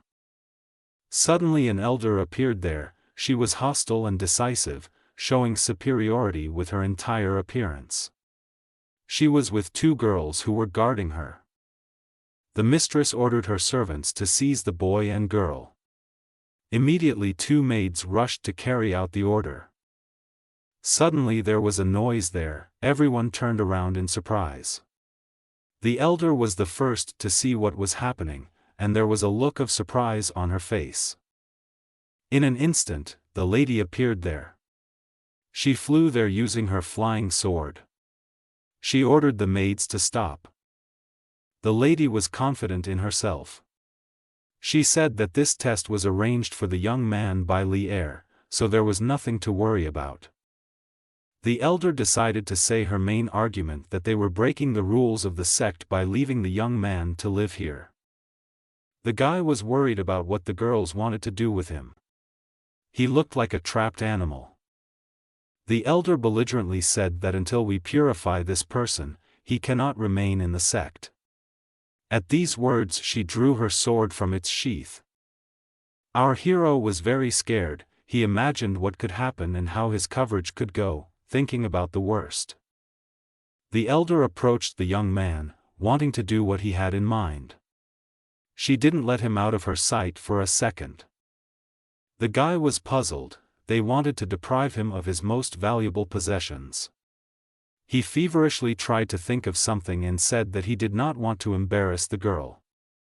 The young man's body was illuminated with light energy. He rightly noted that such changes would change not only his body. The elder, after thinking, told the young man that if he wants to fight for his life, he must show at least a little courage. The two girls looked at each other. One of them remembered how the young man defended the sect from 4 robbers, and the other said that he exposed the witch Tianmi. It already seemed to the guy that this trick was helping him play his game. He even relaxed for a moment and grinned. When suddenly the elder lunged towards the guy, holding her sword far forward. She shouted to the young man that if he wanted to die, then now was the time. At that moment the young man thought that there was no salvation. Suddenly an energy field formed near him, protecting our hero. The ego was created by a mistress. The savior said that the young man has the power that the sect needs, so he will become her student and will remain here for now. The elder immediately tried to object that they knew nothing about his origin and something might happen. The teacher replied that it would then be their fault if something happened. The lady walked in front, the young man followed behind her. How quickly and unexpectedly his position changed. Now he has the title of the lady student. The elder leaves this place first. She leaves feeling like a failure.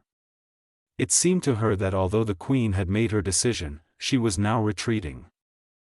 3 people remained in the forest clearing: the mistress, her student and Luli. The young man thanked the lady for his salvation. Unexpectedly for the guy, the savior turned away from him and did not even want to spare him a glance. He didn't understand it, only that she had helped him, and now she was so indifferent. Luli held her little creature and hugged him. It blinked its eyes cheerfully.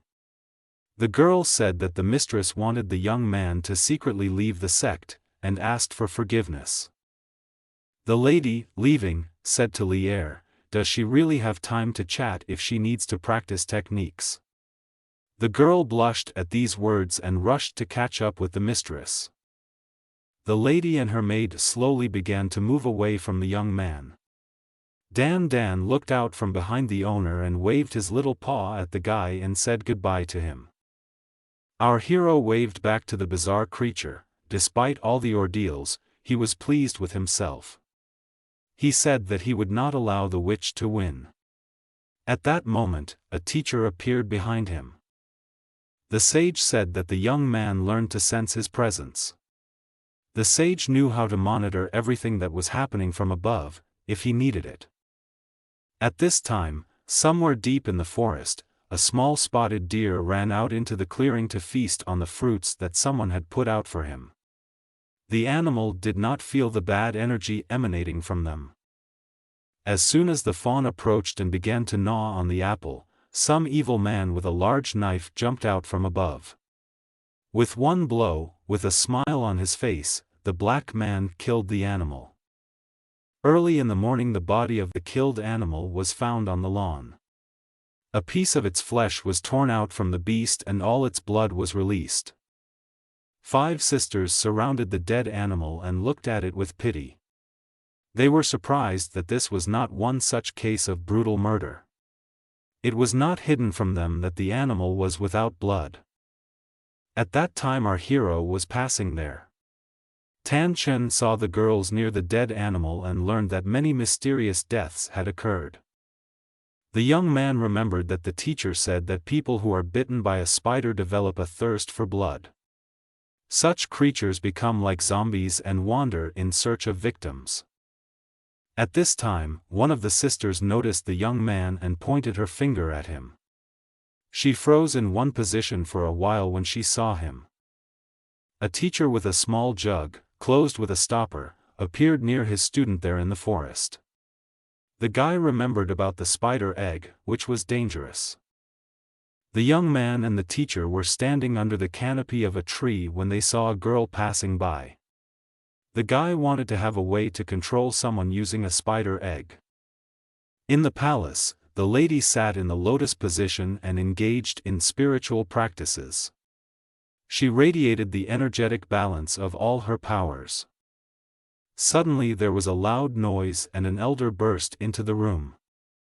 With the help of energy, she removed all the obstacles in her path, so that no one could interfere with her.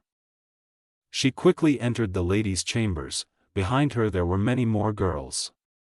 The hostess was still sitting in her immersion, her eyes were closed. Suddenly the lady suddenly opened her eyes and asked why she was disturbed. She realized that something had happened.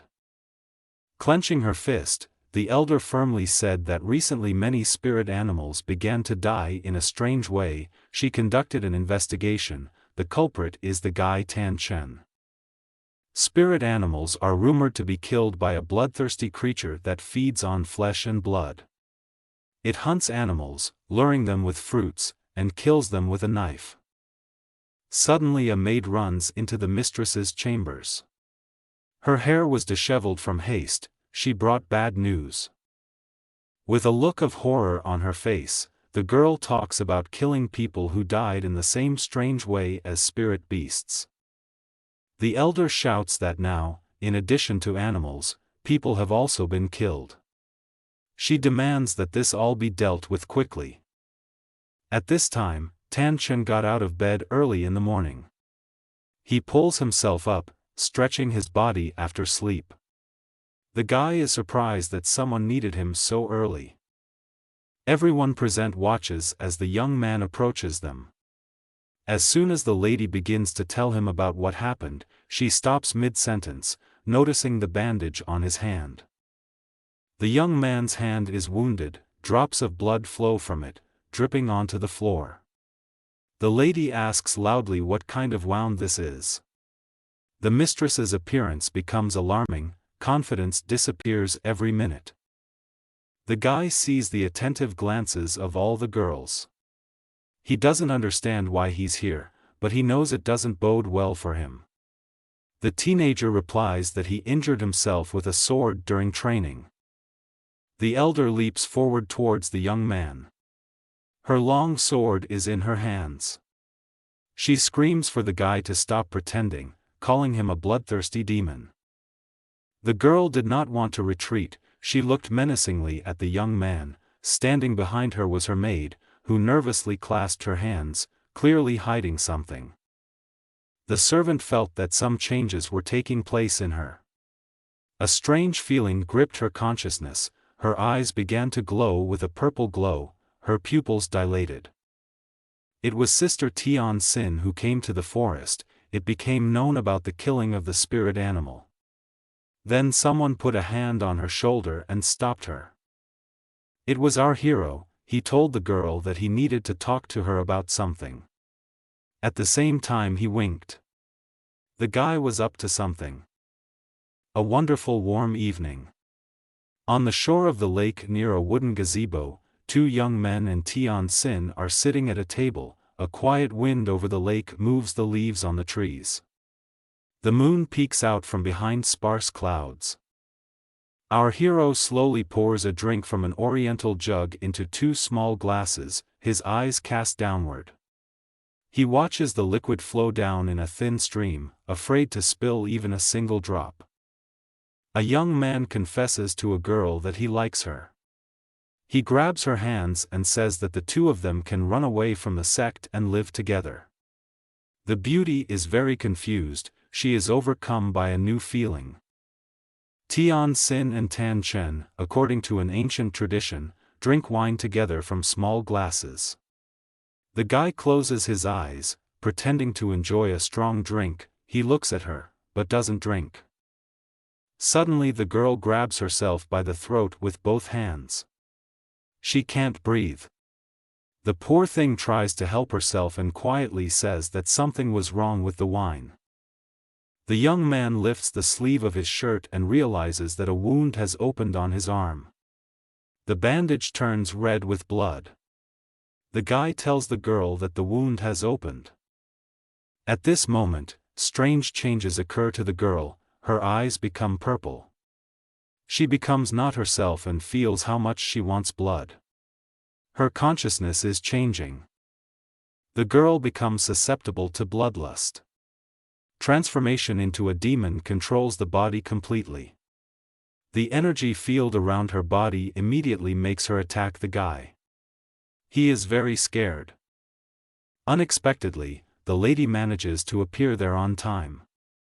She protects the guy by standing in front of him with a sword. The teacher is very decisive, as she senses a threat to his life. The lady is next to Tian Xin, blocking her path to the poor young man. The changes in the girl's body are striking. She became a bloodthirsty demon. A moment later, the elder appears there. The lady was very angry, a drop of sweat was running down her cheek. She looked scared and said that the girl had actually caught a bloodthirsty spider, but how could this happen? The sovereign found a way to stop Tian Xin's reincarnation. She hit the ground with her sword, an icy trail from it went towards the demon's body. The cold and ice reversed the changes in the body, it froze. The girl turned into an ice statue, she could not even move, the ice bound her body so tightly. Only her head was not frozen, her hair was blowing from the cold wind. The elder was not happy that the girl, under the influence of the cold, became the same again, because she might have time to tell something. The girl moved forward, a new idea ripening in her head. The young man stood opposite the frozen Tian Xin and looked into her eyes. He asked her if she was behind all the strange things that were happening in the sect. As soon as the girl wanted to answer the question, the sound of breaking ice was heard. It was an arrow that hit the poor thing right in the heart. She came right out and was released by someone standing behind her.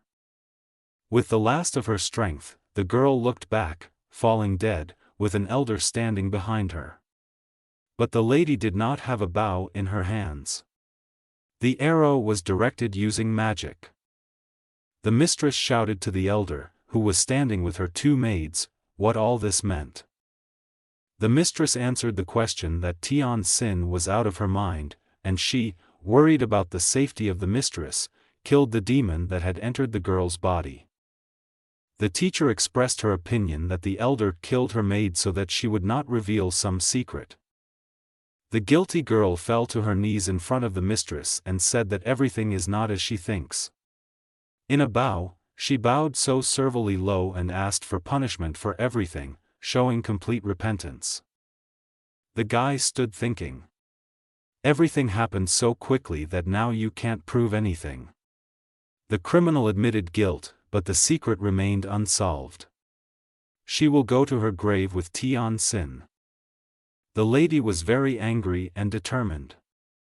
The teacher said that in this case, she would deprive the culprit of her position as an elder. The loud cry of the girl who was previously an elder rang out there. There was fear on her face and tears were flowing down her cheeks. The mistress approached the culprit, who was still kneeling. She asked why she was not happy. A moment later, the girl, who had lost her title of elder, collected her thoughts and overcame her hostility, obeyed her mistress. Quickly leaving, the punished girl pursed her lips and quietly whispered that now she needed to find a way to avenge her humiliation. As soon as the door closed behind those who had left, the lady grabbed her head with both hands. She felt such terrible pain that she could barely stand it. The young man ran up to the lady in time. On the fly he managed to grab her body. She fainted. A cry of alarm burst from his chest. The girl lay with her eyes closed and became pale as a sheet. The beauty lay in the arms of the young man, her body was so cold and lifeless. The bright image of the teacher appeared behind them. The young man asked him for help. The teacher, deep in thought, looked at the body of the poor thing. It was all covered with ice and frost. He said that all this happened because a lot of previously used equipment had accumulated in her body. The young man thought that he could help in this case and suggested that there must be some medicine to save the patient. The girl was seated in a chair near the table, and she came to her senses a little. The young man decided that he needed to prepare potions from the herbs that grow in his homeland. This would help cure the poor thing from the ice poison. The young man stands in front of the mistress and is about to go into the city. She tells him not to go alone, but to take a girl named Li with him. The lady offers Tan Chen, since he is a member of a women's sect, to change his gender for a while. The guy reluctantly agrees to such changes, only for safety reasons. The next day, guests appear in a small town, near the local hotel. These are two beautiful girls who enter a spacious hall where many men are sitting at tables. One young man raises a glass of strong drink and invites his friend to drink together. Suddenly, at the sight of girls, every man turns his head in their direction. Neither of them can take their eyes off them. The expressions on everyone's faces speak of the desire they have. The girls go to the tavern. They are very attractive and young. One of them, tall, had long black hair, the shorter one had brown hair tied back with a yellow bow. This is Li and Tan Chen in female form. They approach the innkeeper and say that they need 2 rooms to stay for the night. The hotel owner is surprised that 2 beautiful ladies decided to spend the night at his hotel. Tan Chen is uncomfortable as a woman. He thinks that the transformation pill he swallowed will bring big trouble. His little girlfriend was making fun of his new feminine image. Unexpectedly for the girls, the owner says that he has only 1 free room. The faces of the beauties are distorted by a grimace of fear. Without thinking, the little girl almost admitted to the man that they could not be together in the same room, since her friend was a young man. Tan Chen stopped her mid-sentence in time. The guests paid for the room with 2 gold coins. One of which spun for a long time until it fell next to the other on the counter. The innkeeper ordered the servant to show the guests to their room. When the girls climbed the wooden stairs to the 2nd floor, the eyes of all the men in the hall followed them. 2 brothers were sitting at a table in a hotel and talking about the girls they had just seen. One of them said that ladies are supposed to be noble, but maybe they really aren't. Each of the friends had already drunk a lot of strong drinks, but no one wanted to be the first to give up and give up the lead in drinking. After a while, the younger brother gave up. The tavern was emptying, and the guys decided it was time to leave. They got up from the table and went in 2 different directions. In a small room with 1 bed, a table and 2 chairs, our heroes Li and Tan Chen were sitting in female form. They drank tea from a white service. The little girl was thinking why her friend, who is now in female form, should not go to bed. He wondered why she didn't go to bed. The candle that stood on the table between them was burning out. Then the young man decided to break the silence. He told his sister to behave well and lie down on the bed. He gently stroked her head like an older brother. Li sat on the bed, nervously fiddling with her clothes, still not daring to lie down on the bed. Another guest was sitting at the table. The little sister thought how Tan Chen would sit all night long and not sleep, because this could make him sick, since she considered him weak. Then the modest beauty decided to offer to lie down with them, out of pity for the boy. Suddenly the guy jumped out at her, as soon as she lay down on the bed. Before doing this, he tightly closed the window with the curtain. The faces of the two were close, their eyes looked at each other with some kind of tender gaze. None of them thought about what was happening, but simply succumbed to the attraction.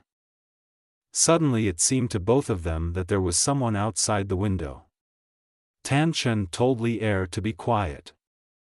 At this time, on his knees, a man in dark clothes stood at the window and looked through a telescope to see what was happening in the room. He was not happy that the window curtains were drawn. The man was so engrossed in what he was doing that he did not notice how someone approached him from behind. The visitor put his hand on his shoulder and asked why he didn't go to bed. The man with the telescope began to quickly pull his mask over his face, trying to remain unrecognized.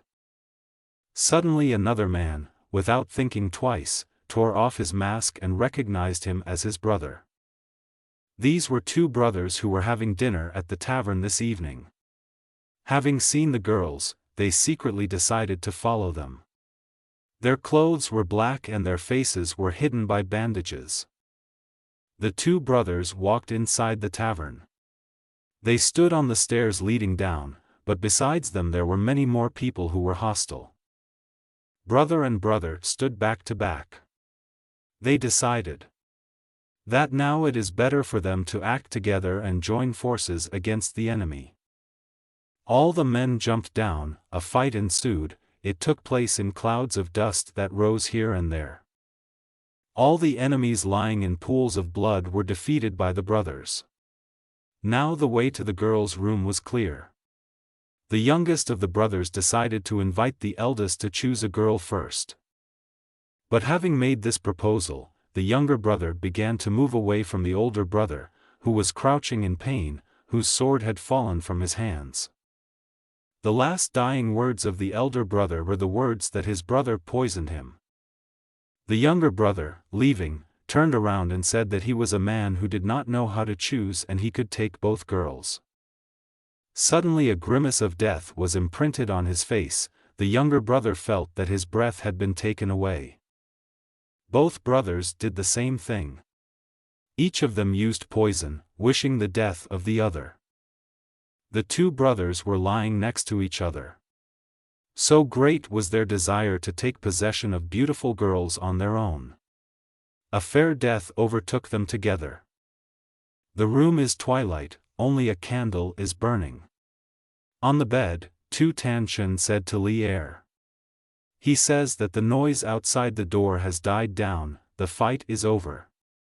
A brave girl offers to go see what's going on there. The girl and the boy still do not dare to interrupt their solitude. They are overcome by conflicting feelings of attraction to each other. Suddenly the doors of the room swing open, and a huge tall man appears on the threshold along with his friends. He is very strong and so arrogant that he blocks the exit. The man, grinning joyfully, shows some letter to the girls and says that he received it from them asking for protection. Tan Chen is still in female form. He thinks that someone on their behalf sent this man a letter for the purpose of conflict. The man waves the letter in front of the girls, saying that it is a love letter. According to him, supposedly in the letter, a proposal of love is written. At that moment, when the man was about to grab one of the girls with his big hands, a fiery core of energy appeared and hit the man. All the villains stood, not daring to continue attacking the girls. From somewhere an unknown voice was heard telling them to get out of here.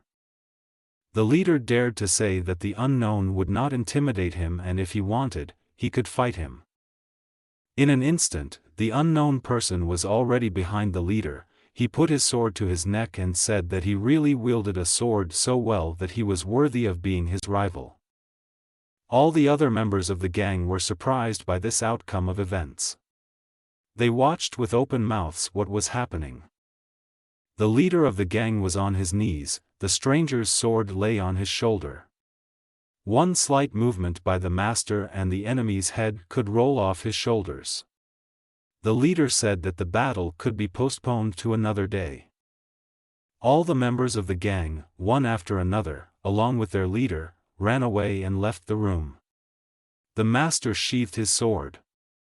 The young man folded his hands in an oriental salute in front of him and made a small bow.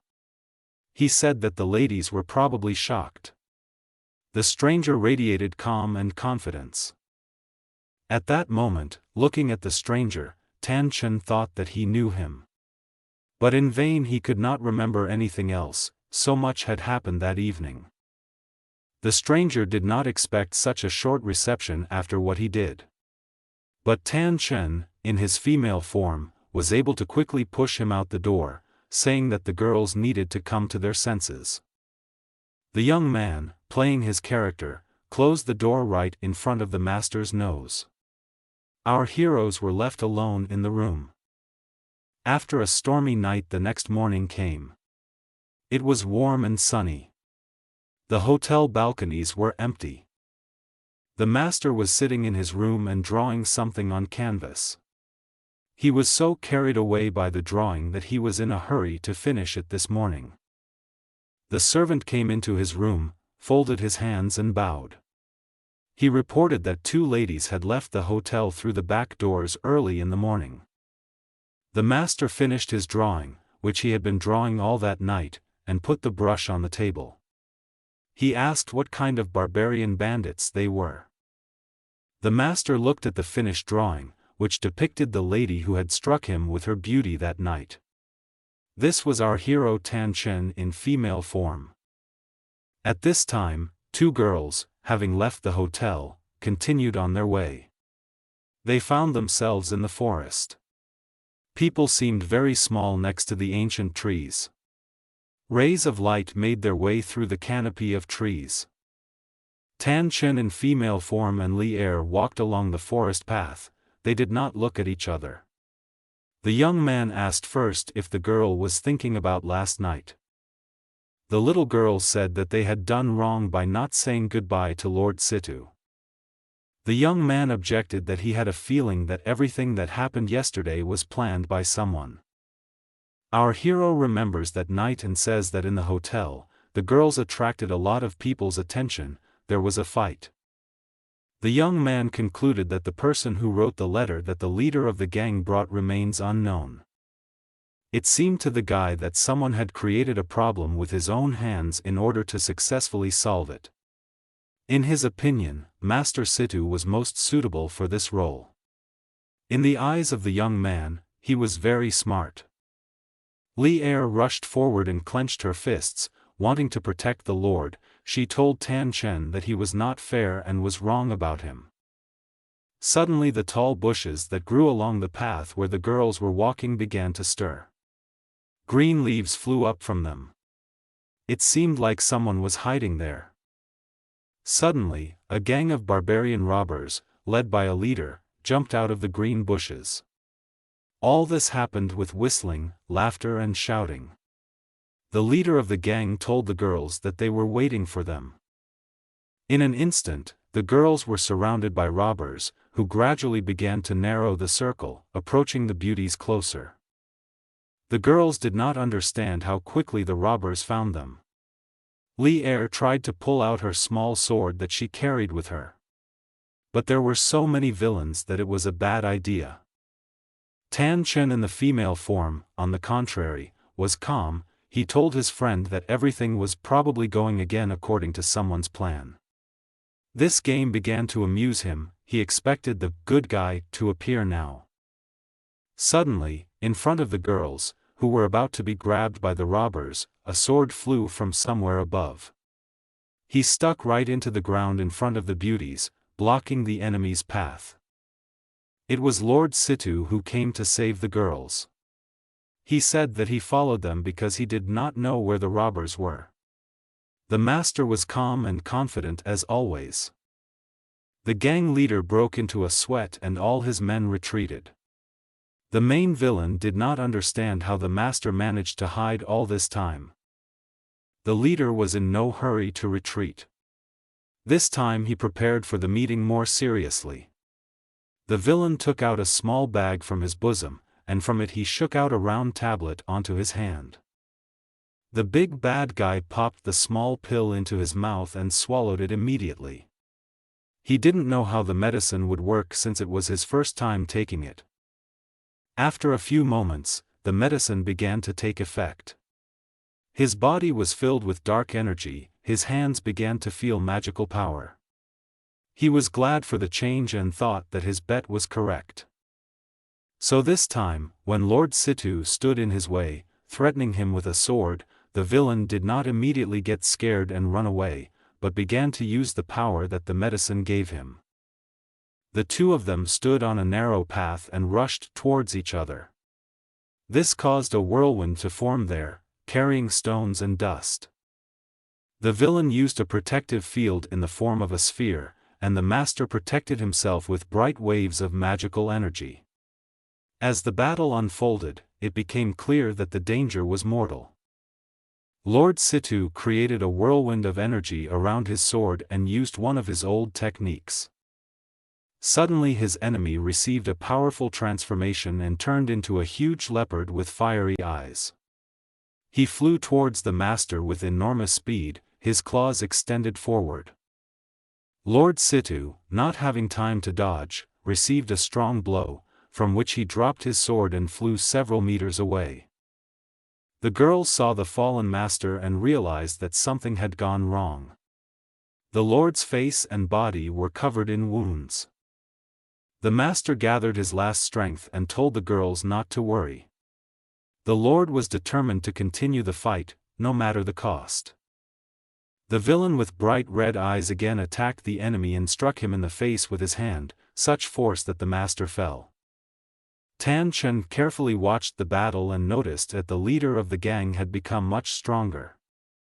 The master's cheek swelled from the enemy's blow, and blood began to flow from his mouth. The leader of the gang was still under the influence of the pill. He gritted his teeth and rushed at the young man. Again, two energy fields were created by each of the opponents. The enemies rushed towards each other. In an instant, their energies formed one ball of explosive energy, from which rays of light burst out. The battle was over. The leader of the gang was on the ground, the remnants of magical energy leaving his body. He was defeated by Master Situ. Despite the wounds on his face, Lordo was pleased and proud of himself. A smile froze on his face. The leader of the gang rose from the ground to his full height. His belly began to grow, inflating like a balloon. A scream burst from his chest. The light rays emanating from it made holes in his stomach. He exploded. It was still morning, the sun was shining brightly, illuminating the treetops, birds were flying in the clouds, pierced by rays of light. Lord Situ, overcoming pain, walked along the path. His sword was in its sheath and he was holding his wounded arm with his other hand. The master walked slowly towards the two girls. He was very pale because he had lost a lot of blood. His breathing was uneven. Suddenly, coming closer to Tan Chen in female form, he fell straight into his arms. The master's body did not obey, his head began to spin. Lord Situ fell unconscious. The two girls put him on the ground. His head lay on the chest of the girl whom he had already saved twice. Li Er stood next to them. Two girls noticed that the young man had something falling out of his pocket. It was some kind of object with symbols written on it. The little girl said after examining this object that it was the sign of the court of the lord of the city. This sign indicated the importance of the person. Tan Chen said that this guy's identity is probably not simple and he is some kind of important official. The girl suggested that if this is so, then some people might be secretly guarding him. They hide from prying eyes in the forest and want to remain unnoticed. Then the two girls decided to leave the master under the tree so that his people would take him away. The girls could not waste time, since they had their mission, to help get medicinal herbs for the mistress. The city was surrounded by a defensive wall with loopholes. A tall palace rose from behind a white wall. The entrance to the city was guarded by guards. There were a lot of people on the streets of the city. Merchants offered to buy various goods right on the streets. There were 3 people standing in front of the entrance to the city lord's house. Master Situ bowed before Tan Chen in female form, who was now called Miss Aiken and Lier. He thanked them for allowing him to recover so quickly. The young man was the son of the city lord. The girls were very surprised that their friend was such a famous person in the city. The girls said that they should thank him for saving them. The young man approaches Tan Chen in female form, who is playing his role, and grabs his hand. The young man, looking into the girl's eyes, says that he has liked Miss Aiken for a long time. He looks very worried and his eyes are burning as he looks at the beauty.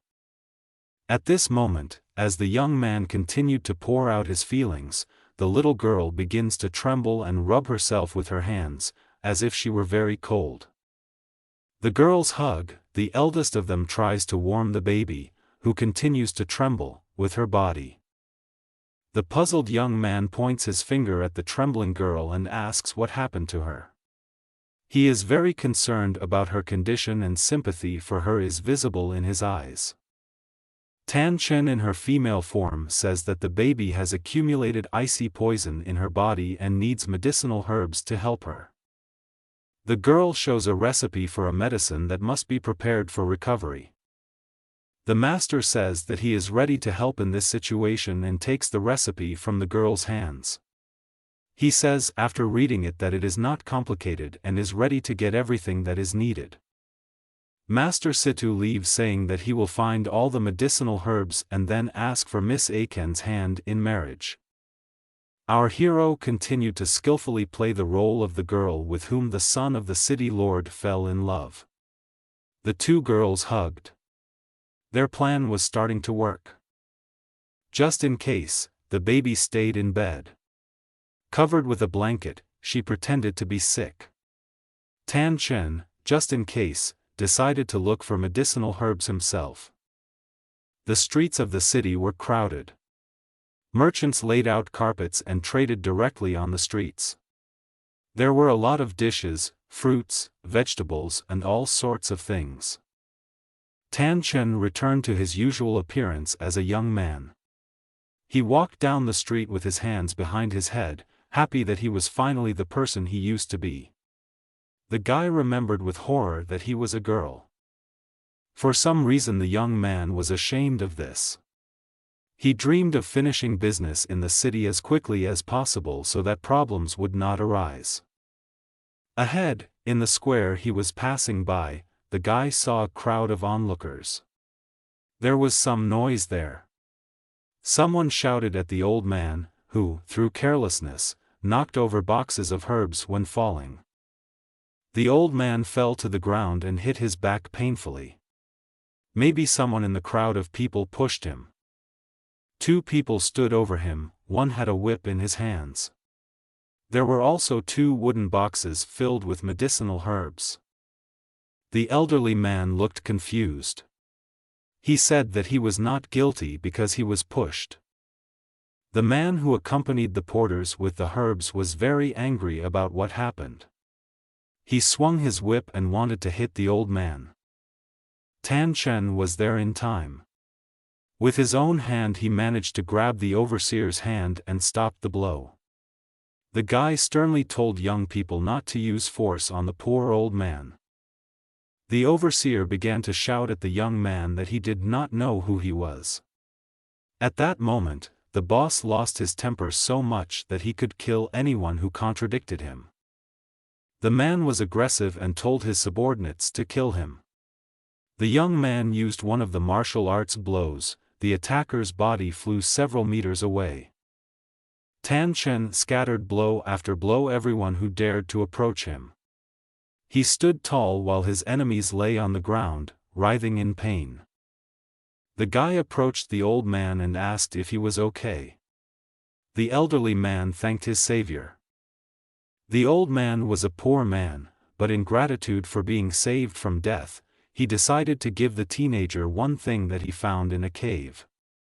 It was a metal plate shaped like a plate. The elderly man handed the find into the hands of the young man, who thanked him for the gift. After some time, the young man found himself in the forest. He sat down on the ground, placing in front of him the object that the elder had given him.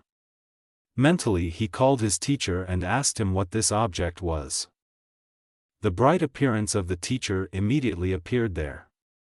He said that this copper plate contained a spiritual imprint and inside it could be a scroll with new skills.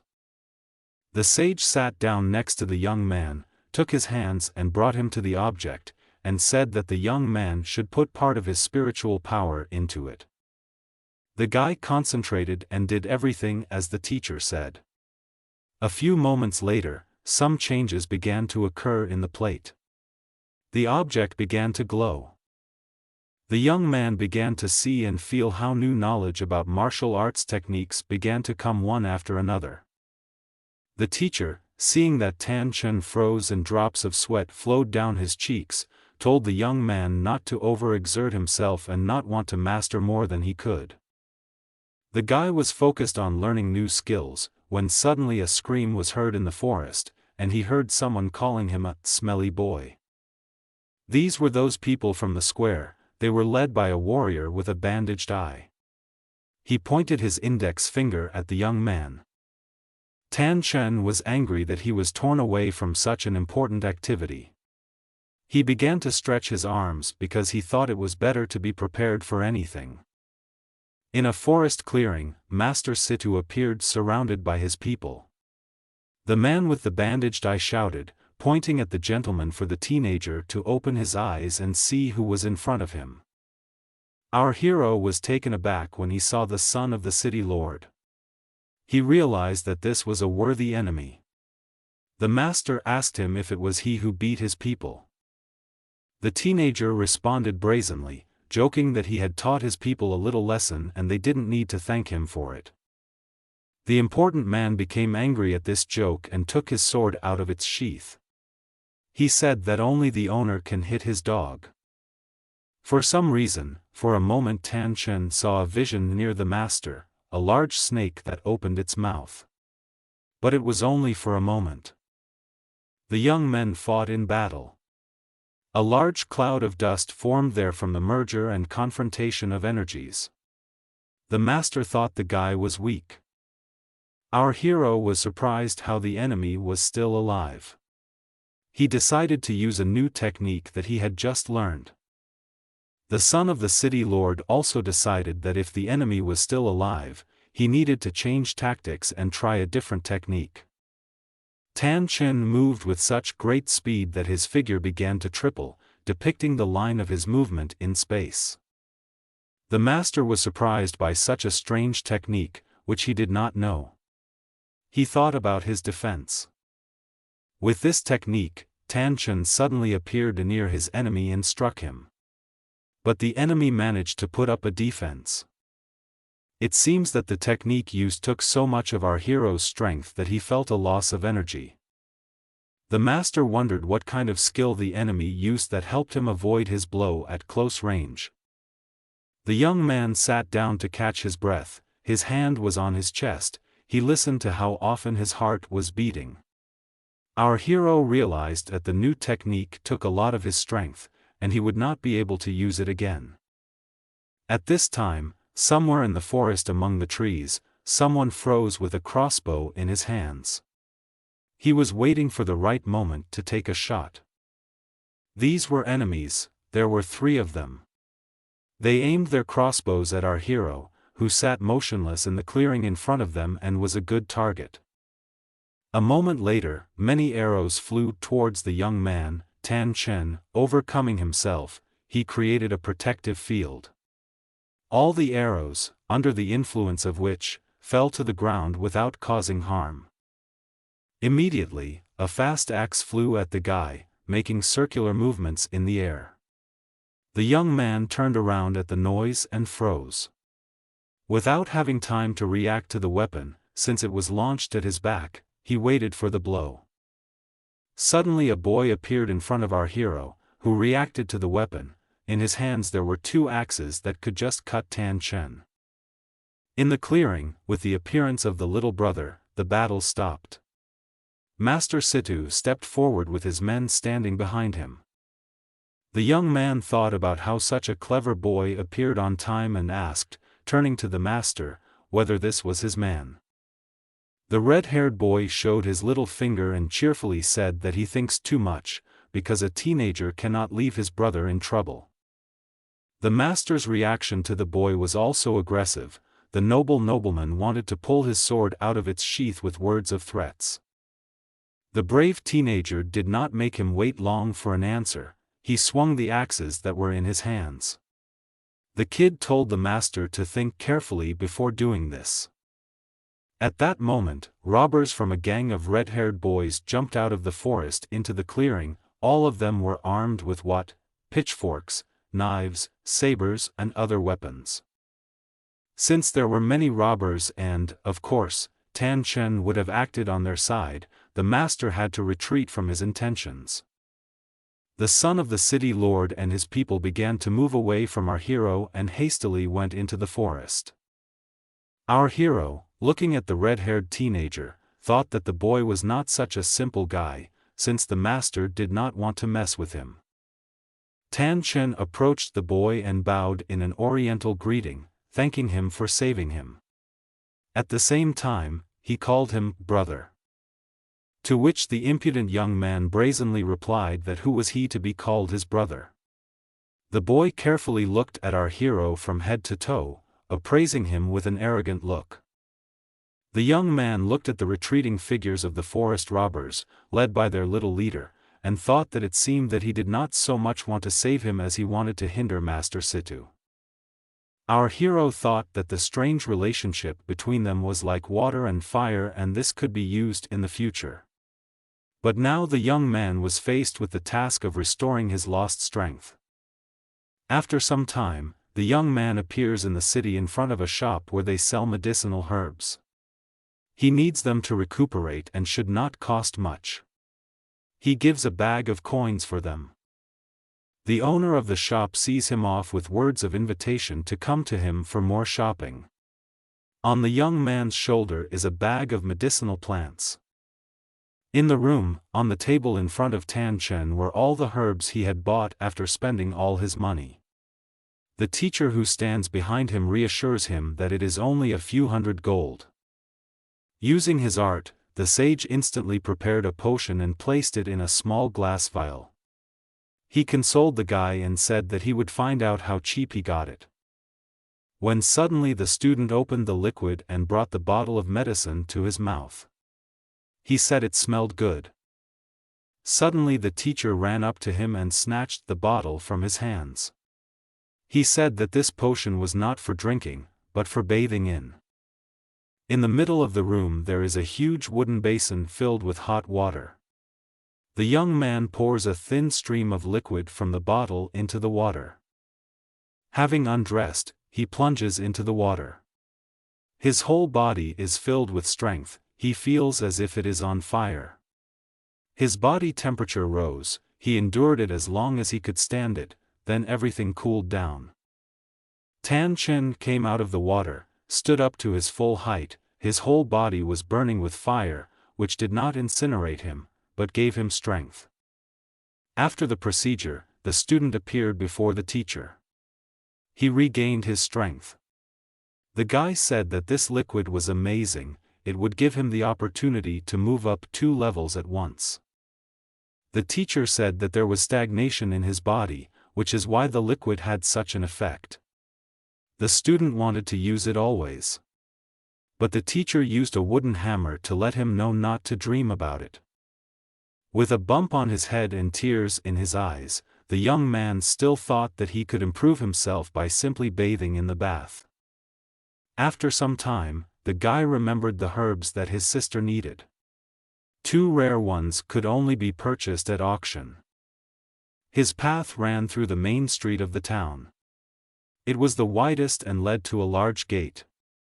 Suddenly, our hero saw a beautiful stranger who was slender and beautiful. Her hair was tied into a ponytail at the very top of her head. Large round earrings were in her ears. The girl attracted the glances of passing men. The most daring and arrogant of them began to pester her openly. Blocking her path, each of the three tried to invite her to take a walk. One of the men tried to grab the girl with his hand. He looked at her hungrily, devouring her with his gaze. Just in time our hero was there, he grabbed the offender by the hand. The girl looked at the guy with gratitude and took a step back, feeling that there was going to be a fight. The two attackers came from behind, in vain thinking that Tan Chen did not see their maneuver. But the guy was ready for this. His technique worked, the two offenders flew away from him, loudly hitting their bodies on the ground. The young man struck blow after blow. At the same time, using the contact method, he withstood the force of blows from enemies. His hands were precise and strong, his movements confident. Using a completely new technique, the guy struck with his hands, creating an energy-explosive field. The two enemies flew in different directions under its influence. The three men, having received resistance, quickly ran away along the street.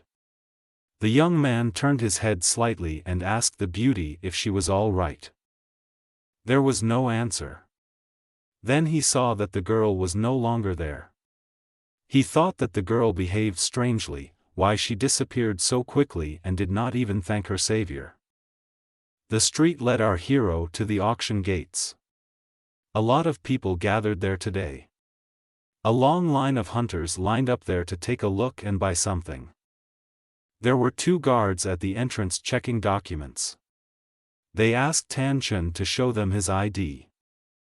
The guy said that he knows that documents are required to enter the auction, but he does not have them. Then the young man showed the two guards a small bottle of medicine and said that he could get the right to participate in the auction by offering his goods. One of the guards said that the minimum entry price for the auction was 10,000 gold coins. With a confident look, the young man showed the bottle and said that it costs more than the specified amount, since the liquid contained in it has unique properties. Guards with spears surrounded the guy. None of them believed his words. The chief of the guard came and told him to remove the teenager from the road. Just at that time, hearing the noise, Manhwa soon came out to see what was happening. This was a famous nobleman. All the guards and the chief of the guard bowed before him in a deep bow. Tan Chen was also standing there. The old nobleman burst into a smile and asked the young man what he wanted to put up for auction. The young man showed him the liquid in the bottle and told him about its magical properties to increase the speed of cultivation. The liquid did not have any side effects. The nobleman asked the young man for permission to take this bottle to take a closer look. In an instant, under his gaze, the bottle in his hand opened, several drops flew out of it, the drops swirled in the air. A moment later the bottle was already closed. The master's expression became serious, and he said that the liquid was indeed of the highest quality and had great power. The young man admitted that he had more than one such bottle and that he was ready to sell everything for good money.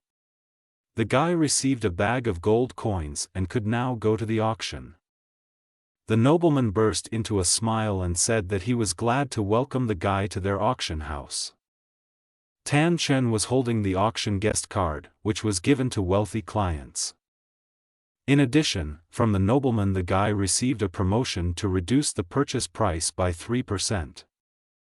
The master was so kind that he personally escorted the guest and warned the young man to be careful on the stairs.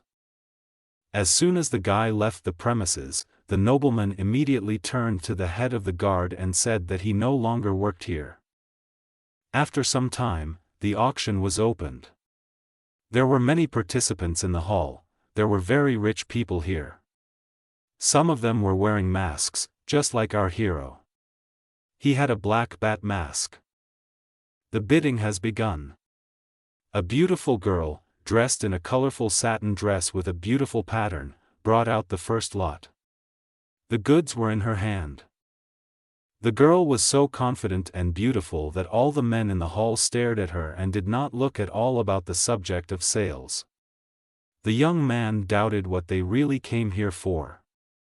The girl continued to talk about the first lot. The maid brought a box covered with a white cloth onto the stage. The beauty pulled off the fabric and opened the box. There were 6 bottles of purple liquid, tightly closed with wooden stoppers. Everyone in the hall screamed, vying with each other, asking whether the liquid could increase the cultivation speed, and whether there were any side effects from its use. All questions were answered and the bargaining began. The girl loudly announced to the whole hall that the starting price was 50,000 gold, showing her hand with outstretched fingers. In the hall, everyone who wanted to participate in the auction began to announce their price. There were different rates that gradually increased. The young man stood in a mask and rubbed his chin. The rate was raised to 70,000. Suddenly Tan Chen saw a familiar silhouette among the buyers in the hall. It was a forest robber, a red-haired boy who had saved him recently. The boy sat on a chair with his arms crossed in front of him. The last bid he named was 200,000. He was pleased with himself and believed that he had no competitors here. The young man followed the ongoing auction with great interest. It was clear that the boy was ready to win the lot. Suddenly the hall heard a high price for the boy's offer. She was named by Master Situnan. This infuriated the little guy. The master covered himself with a bright fan and said that he wanted to buy them as a gift to someone important to him. Then a price fight broke out for the exhibited lot. Each of the 2 participants did not want to give in to the other, calling an increasingly higher price. Suddenly the girl, who knew her business, said the price of 600 gold pieces and hit the hammer. The red-haired boy stood motionless when he heard congratulations from the master. He was so carried away by the auction that he did not notice how high the price of the lot was, which he himself named. Tan Chen was very happy as the price increased several times. He was afraid to believe in such quick success. It's time for the second lot. The girl loudly announced that this was a relic that was left from one great master, and if someone managed to unravel its secret, it would bring endless wealth. Those present were shown an object that emitted a light glow. The beams of energy emanating from him were very strong. Our hero, sensing the aura of the item, wanted to take part in the auction at all costs. The young man believed that there would be many people willing to bid for such an item. The scroll lay in a box on a soft pillow, which the maid held in her hands. Suddenly the host of the auction said that another surprise awaited everyone. She continued that whoever buys the scroll will receive this girl as a gift. A cage used for animals was brought onto the stage. There was a little girl sitting in it, her arms and legs were shackled. At the sight of such a spectacle, the young man was upset and thought that people could really be put up for auction at an auction. Master Situnan was sitting on a chair in the hall and drinking tea. The thought flashed through his head that this girl was being used as a tool. The auction host announced the starting price of 3,000 zlotys, showing 3 fingers. One by one, the participants in the hall began shouting out their price. The rate was rising. The excitement grew.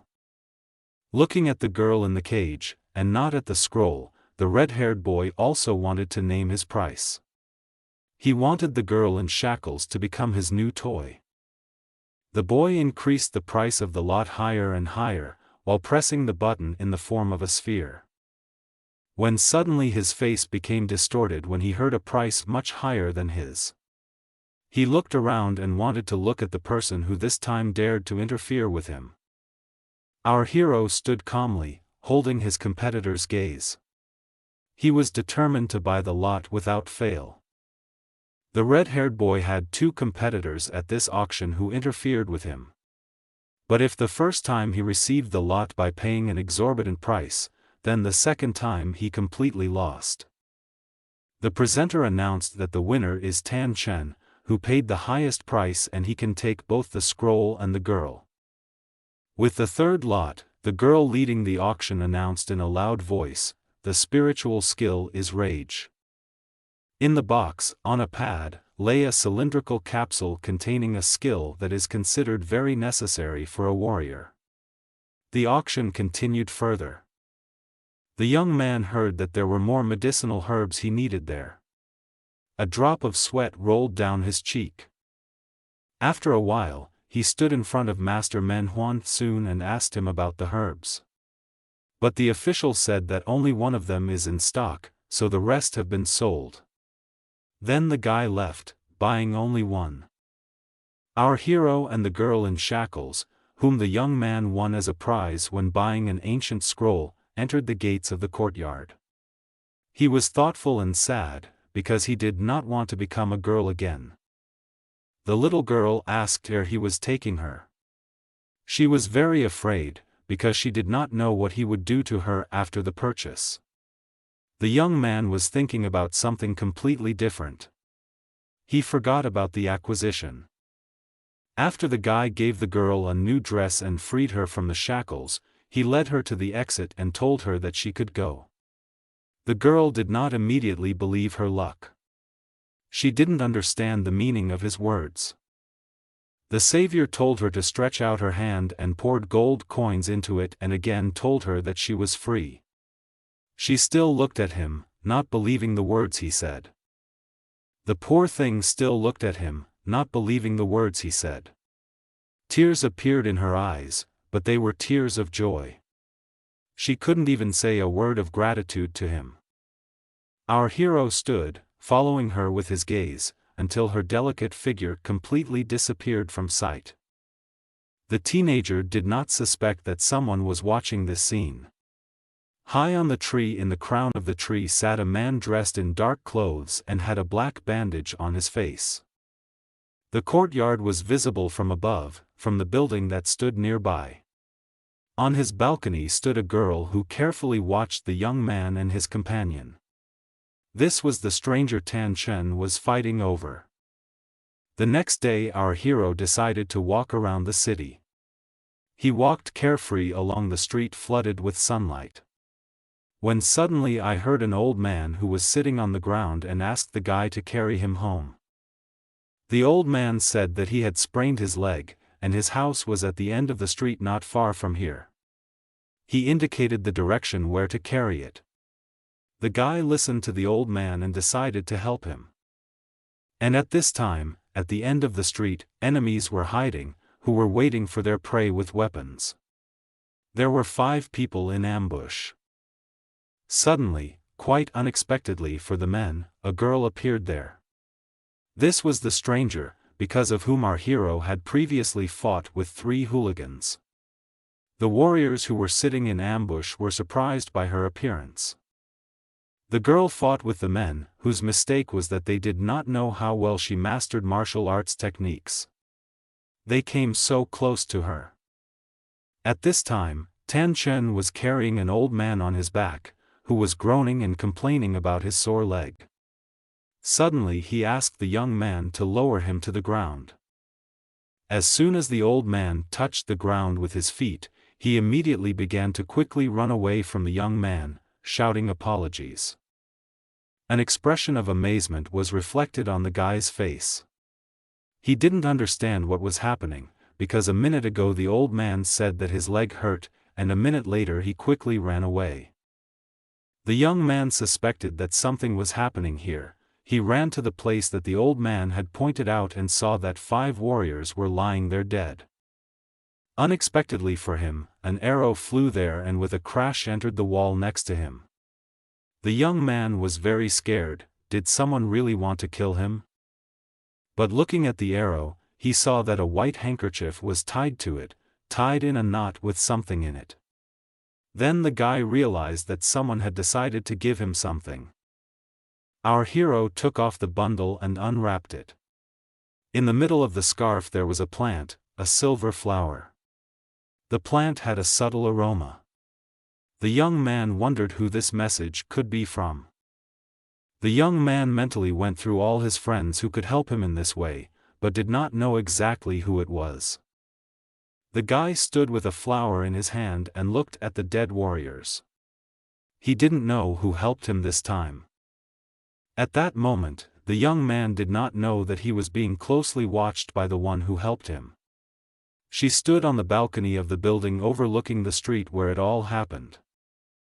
On a quiet evening, the girl who was bought by our hero at an auction and released was sitting in the room at the table and waiting for her older sister. She was worried that her sister was delayed. Finally, the girl for whom Tan Chen fought with 3 hooligans, and who then helped him avoid the ambush, appeared at the door of the room. The sisters started talking about the young man. The youngest of them was worried about the guy. The older one said he was fine. Our hero thinks a lot about what has happened recently. He remembers the little girl from the cage and wonders if the auction house hired her on purpose. But he needs to move on. 2 people are running down the street, their faces covered with bandages. The first man says what a rush. Another replies that a crystalline core suitable for cultivation was found on a mountain cliff. At this time, our hero is nearby and overhears their conversation, hiding behind the door. After the guys split up, he catches one of them, covering his rock with his hand. The young man then ties him up and changes into his clothes. He covers his face with a black bandage. A large black mountain spews lava, which incinerates everything in its path.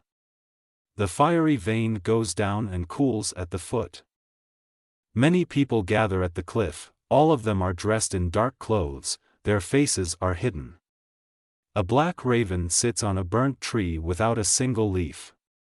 The gang leader speaks in front of everyone. The leader says that everyone has in their hand a pill against poisonous gases, of which there are many in the mountains.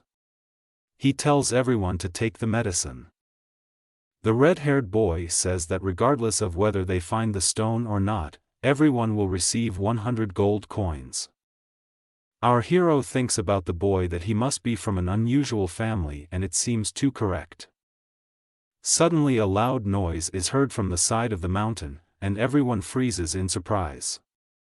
A huge red snake crawls out of a crevice and shows its forked tongue. Tan Chen needs to be careful. He knows that the snake is on the first layer of the manhua realm.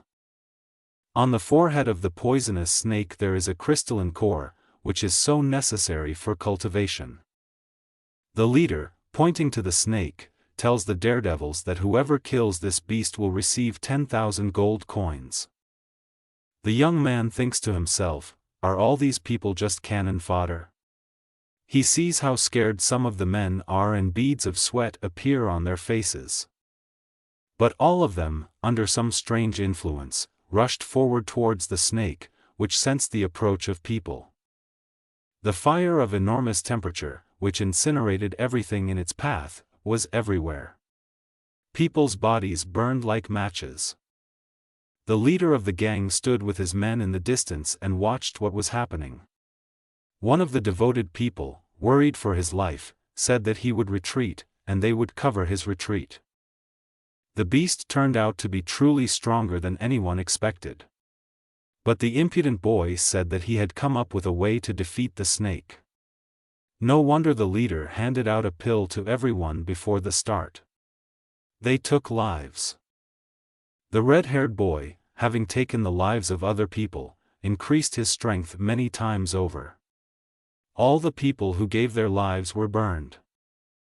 Under the influence of the boy's magical power, the snake was frozen in a large block of ice shaped like a cylinder. The huge snake froze, but was alive. Suddenly, the ice trap, under the influence of the beast's power, began to crack. A huge snake was spinning in it, trying to break the icy walls of the magical sphere with its tail. Breaking free, the creature attacked the red-haired boy, opening its mouth wide. He managed to close himself with an energy defense block, but his strength was no longer enough to curb the animal. The snake decided to crawl away. Since the boy was in her way, she knocked him down with her tail, so that he turned over several times in the air and fell.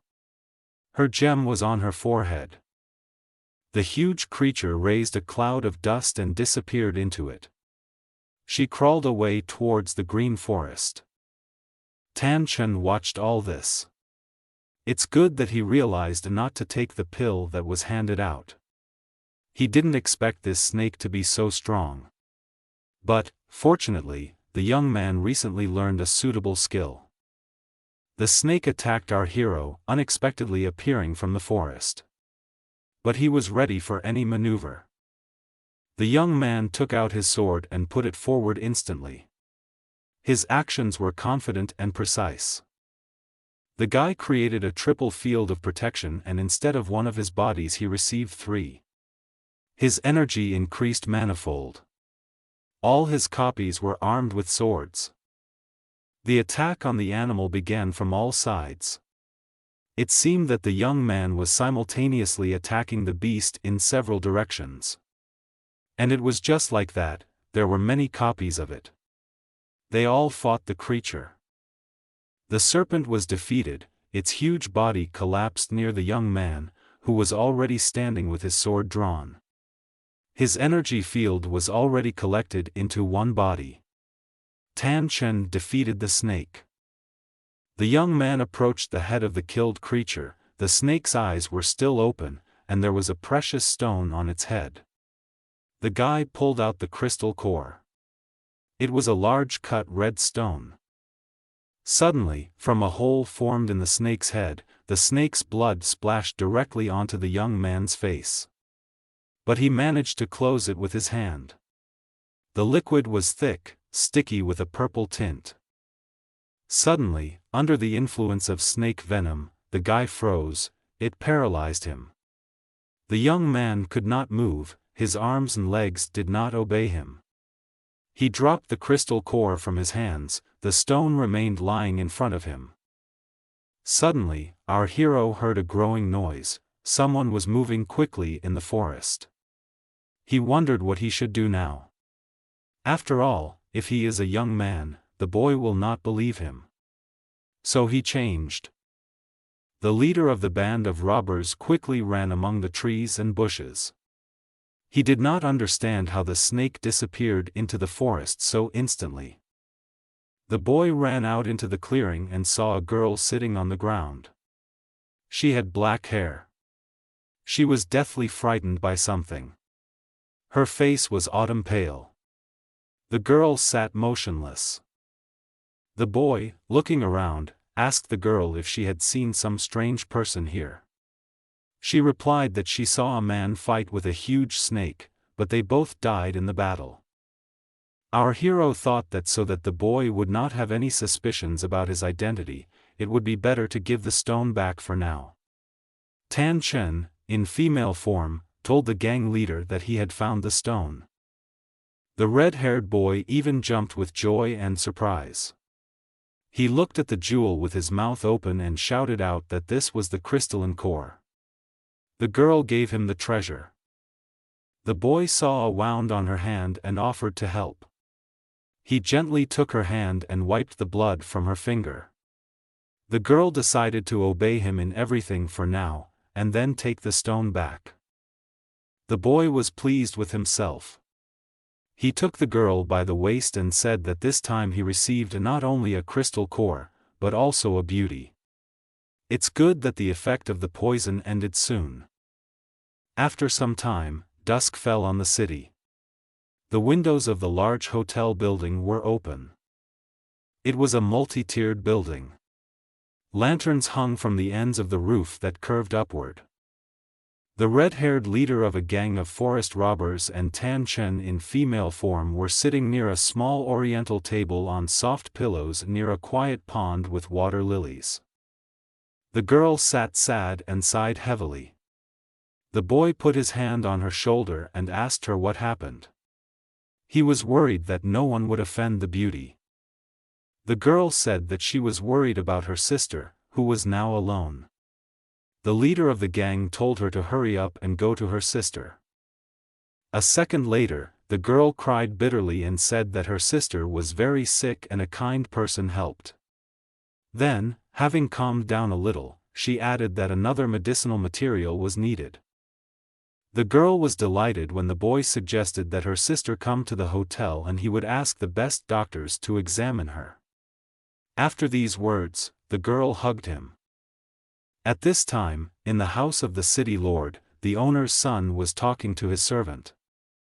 The master stood and looked at the portrait of a girl that he had recently painted.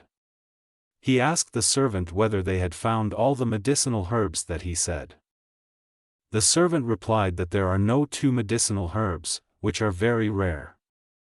He spoke very quietly and subserviently. The master became very angry with the servant and shouted at him. He immediately fell to his knees and asked for a petition. At that moment, another servant came into the door of the room with a bow and said that he had brought news for the master Situnan. The servant came closer to the nobleman and whispered a message in his ear. The young man was very happy about the invitation. He did not expect that such a beautiful girl as Miss Aiken invited him herself. Sounds were heard in the city hotel. Some windows were open and a quiet wind was blowing on its balconies. Two people were sitting at the table, having dinner, Masters Situnan and Miss Aiken. He asked the girl that she was looking for him on a very important matter. The girl replied, looking the young man straight in the eyes, that he had always treated her well. Smiling at him, she added that she would like to always follow him. The young man was very happy about what the girl said. He was a little upset that he couldn't find the medicinal herbs she needed. The young man was determined to continue his search for herbs, no matter what the cost. Then, when he found them, he decided that he would ask for the beauty's hand in marriage. So he dreamed as he left the hotel. These two did not know that there was a third person in that hall who was closely watching the boy and girl. After some time, the man who was watching the girl came to the red-haired brother and reported to him in detail about the secret meeting of the young people. The boy was very angry, but he came up with his own game. Suddenly, Tan Chen in female form, now called Miss Aiken, appeared in front of the boy. He shouted at her as loud as he could, "How dare she come here after what happened?" The girl did not expect to hear zealous accusations and her main weapon became women's tears. She burst into tears and said she knew she had done wrong. The girl blamed Master Situnan for everything and said that he could help her cure her sister if she married him. Having said these words, she headed towards the exit, continuing to cry.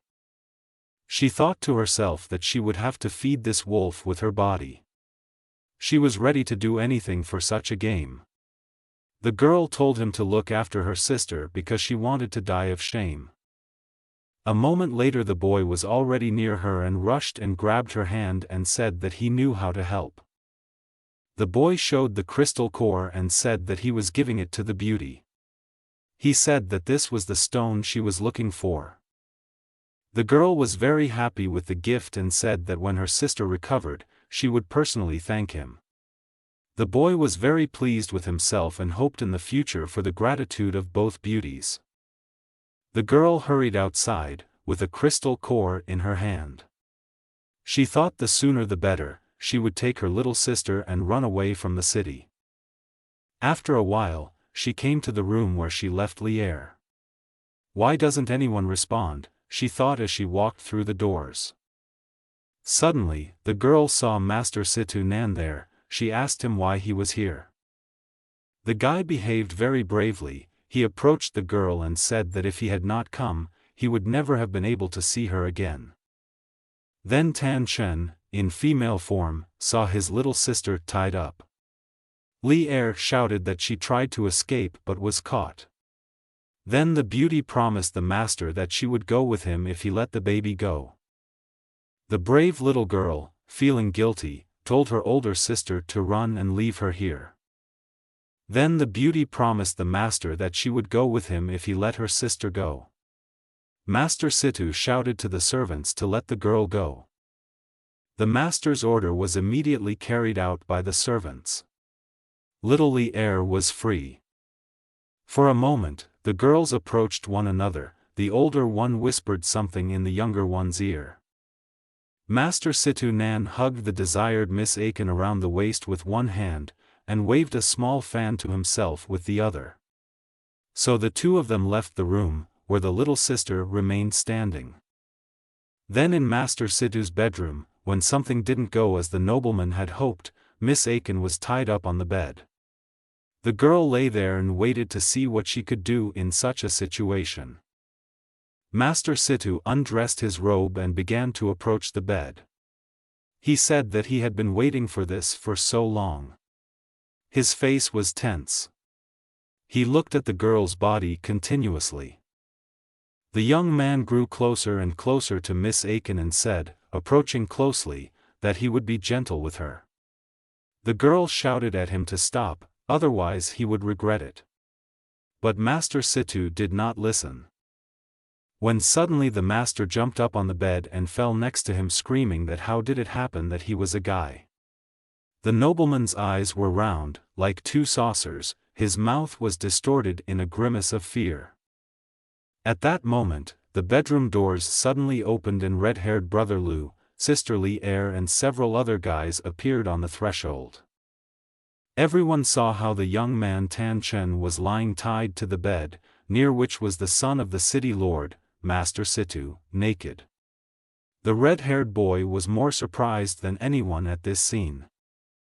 Our hero shouted to the leader of the gang to free him. His position was very ambiguous. Brother Lu released Tan Chen from the ropes and looked at him carefully. Due to the great similarity, he assumed that the young man was the beauty's older brother. Then he asked if he knew where she was now. The cheeky boy was very worried about his sister and asked the guy where his sister was. Suddenly, Master Situ broke the silence. Putting on a robe, he said, 100 girls were killed by this man. Here the red-haired robber could not stand it and rushed at Master Situ with his fists.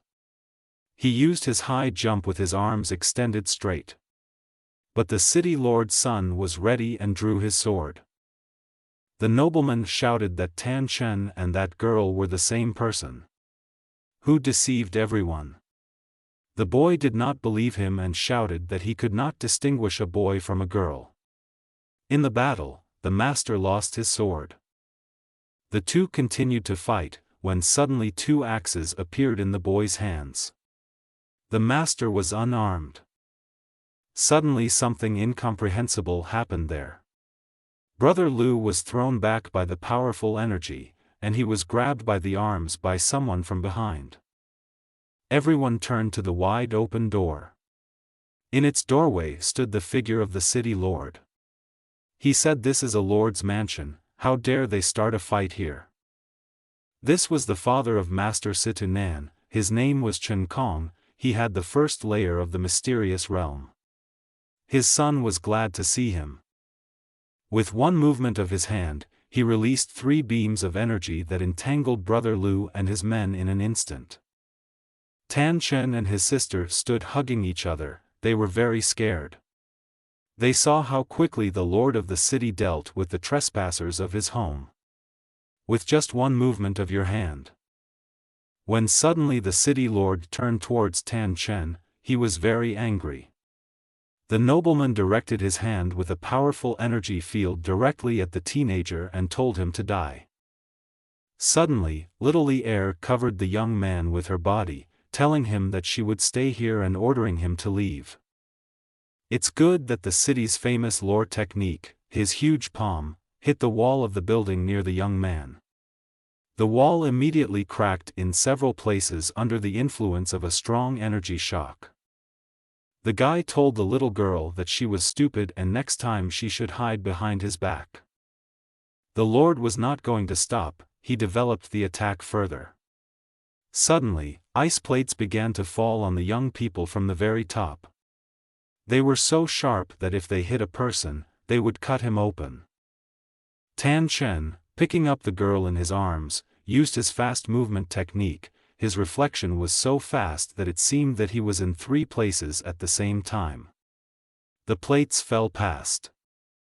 The young man, leaving his sister, decided that now it was his turn to attack. He drew his sword and focused on the move he wanted to use.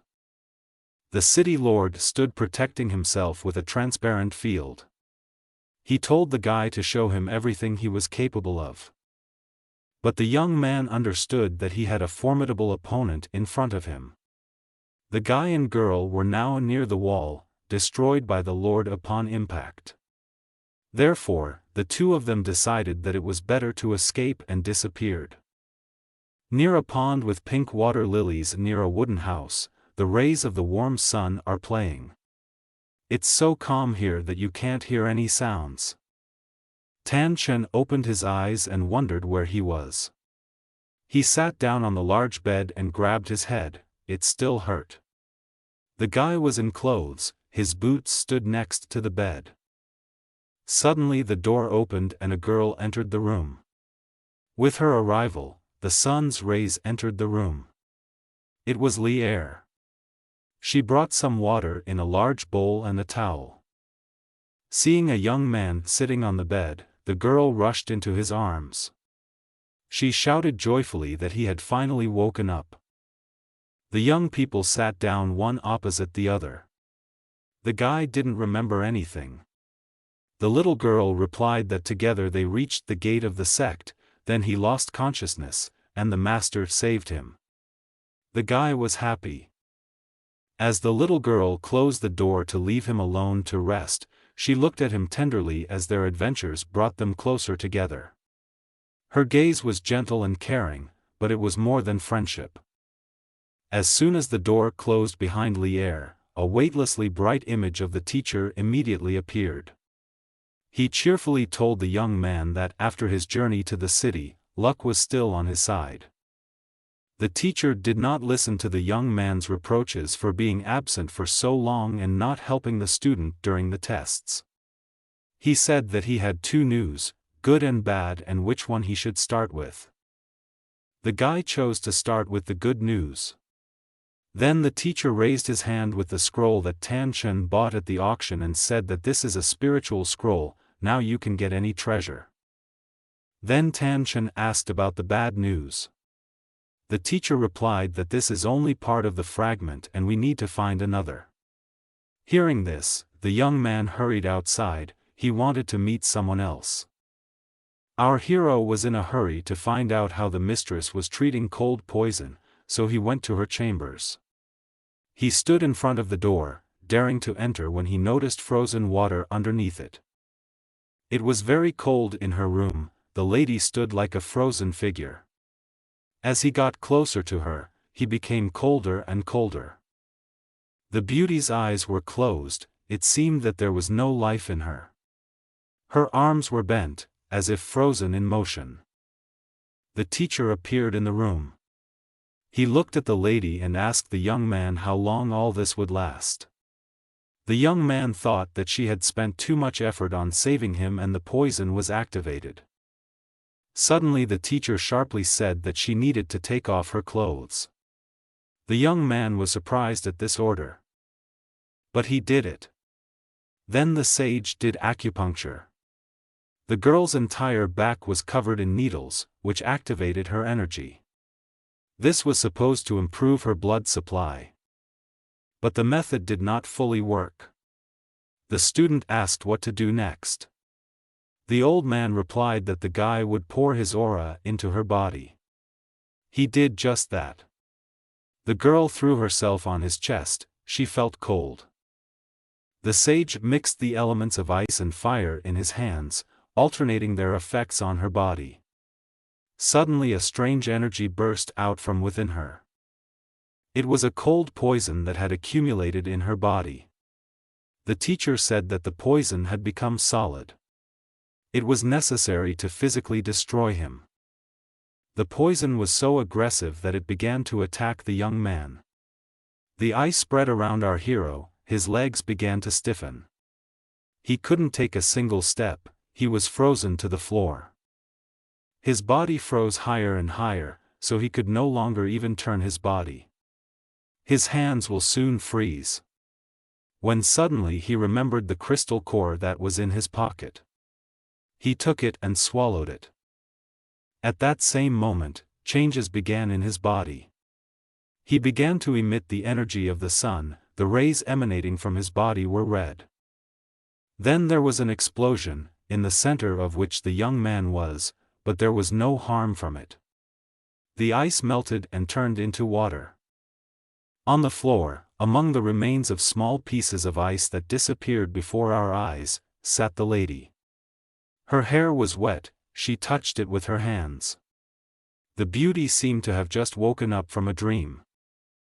The girl stood up and looked at her hands and body, as if she had never seen him. Some strange feeling came over her. The cold poison left her body. The lady remembered everything that happened to her. This terrible feeling of cold that had possessed her for so long. The girl looked at her savior and thanked him. Suddenly the teenager froze. He didn't even move his eyes. The beauty stood and said something else, when suddenly Tan Chen, before her eyes, lost his balance and fell to the floor. He was unconscious. Our hero is lying on the bed in the bedroom. His eyes are closed and he is covered with a blanket. The lady sits next to him. She says, reassuring herself that the young man has an excess of aura and he will wake up soon. After a while, the lady hears a scream from the street. Someone says that not long ago a criminal appeared in the clan. The beauty lies down under the blanket, hiding it. Suddenly the doors open and an elder enters. The girl saw the lady lying covered with a blanket on the bed. The elder says what happened to the lady.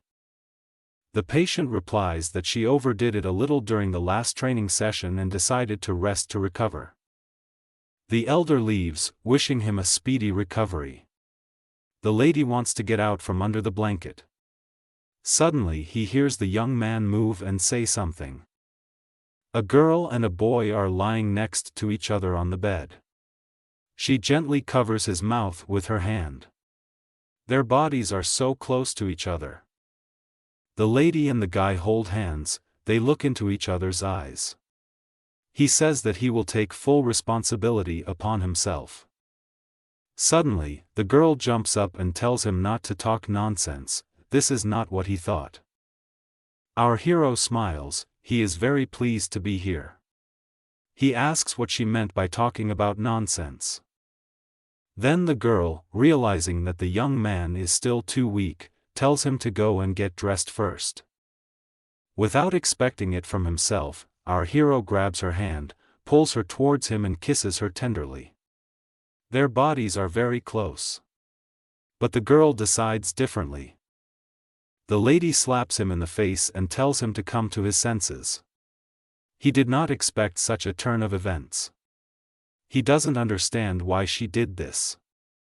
The young man remains sitting on the bed while the girl leaves and tells him that this is not what he thought. She invites him to rest some more. The guy was very offended and did not understand such feminine logic. He thought how quickly her face changed in an instant. In the courtyard of the house, surrounded on all sides by a quiet lake, stood a young man. The view from there was magnificent. The water was calm and quiet, many water lilies grew in it. Tan Chen yawned and said that he finally got enough sleep after all this time. He stretched his arms and legs and decided that he needed to take a walk. The young man remembered that today was little Li Er's birthday. The boy didn't know what to give her. The guy thought while sitting near the lake with pink water lilies, because he didn't even have time to thank her for his salvation. Suddenly a good thought dawned on the young man. He remembered that the mistress, after her recovery, allowed him to enter the treasury. After some time, Tan Chen was there, among the high shelves on which all the jewelry and artifacts were laid out. There were a lot of them there. Here the teenager thought, he could choose something. The young man saw a protective amulet. It was a jade stone on a black cord. He can withstand the attack below the jade realm. The guy thought it would be suitable for a gift. Li Er stood on the shore of the lake. She looked at the houses located right in the water of the lake. The young man invited her there. She thought about it, because he said that he had prepared a surprise for her. Suddenly, someone came up behind her and covered her eyes with his hands. She was not afraid, as the touches were gentle. Our hero said quietly, "Don't be afraid and close your eyes for now." She said his name. Standing behind her, he put the amulet on her and told her that she could open her eyes.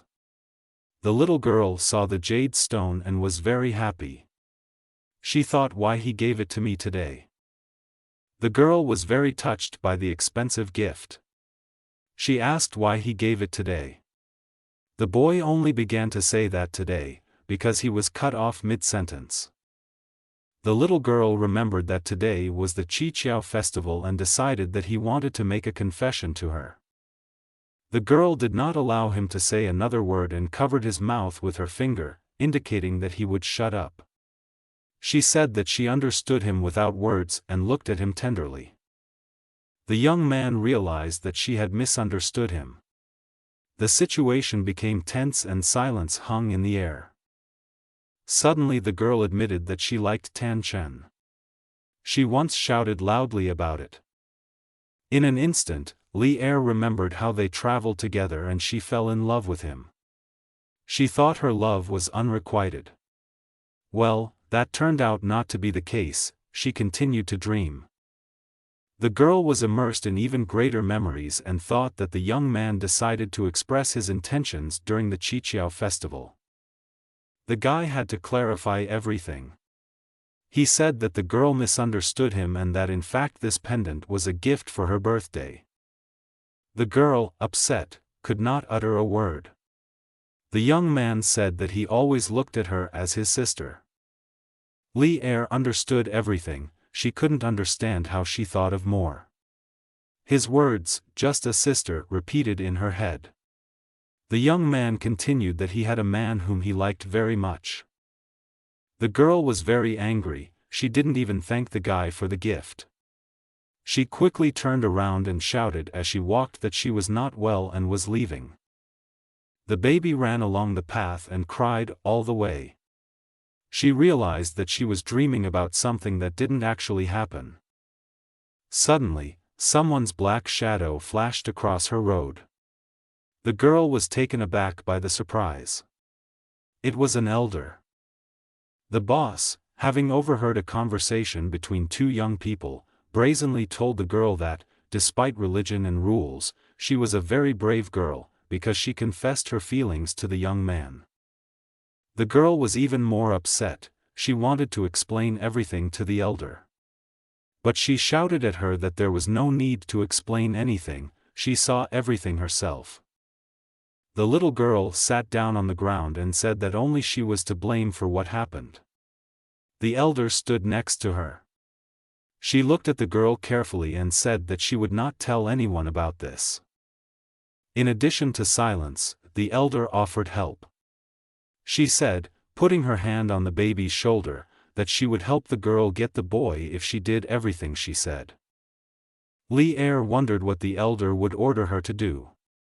The mistress leaned over and whispered in her ear that she was asking her to spy on the teacher for her.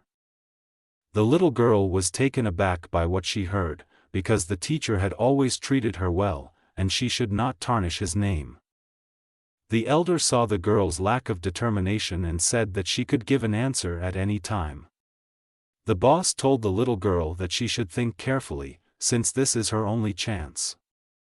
The next morning the girl walked along the long wall and thought that she would tell everything that happened yesterday to the master. The little girl remembered that she had heard that the lady and the young man Tan Chen had an unusual relationship. Li Er saw a small courtyard. Two girls stood there and talked to each other. One said that she saw the guy in the treasury, the other said that this was impossible without the permission of the mistress. The little girl touched her pendant with her hand and assumed that the jewelry was taken from the treasury. The girls stood and continued to gossip. One said that their master was very kind to the young man Tan Chen, which means that there is something between them. Another said that the master personally trains with him. Suddenly, Li Er came out from around the bend and looked at the girls menacingly. One of them quickly began to make excuses, saying that she knew all this from the other sister. The girls turned around and decided that they had better leave. They left the small courtyard, leaving the baby there alone. Then the little girl decided to go to the young man and apologize to him for yesterday. She walked past a large tree and headed to the house where Tan Chen lived. When she wanted to knock on the door, she heard voices from the room. Someone was talking inside. The teacher's voice was heard. The girl thought why the lady was here. The little girl opened the door and saw two young men and a teacher sitting on the bed. He said that this cannot be done. And she said she would take it off. The girl immediately thought it was a love scene and they were together. She remembered his words, by the lake, that he had a person whom he liked. So this person is a lady. The little girl leaves there with great resentment. Various bad thoughts about the teacher and the young man flash through her head.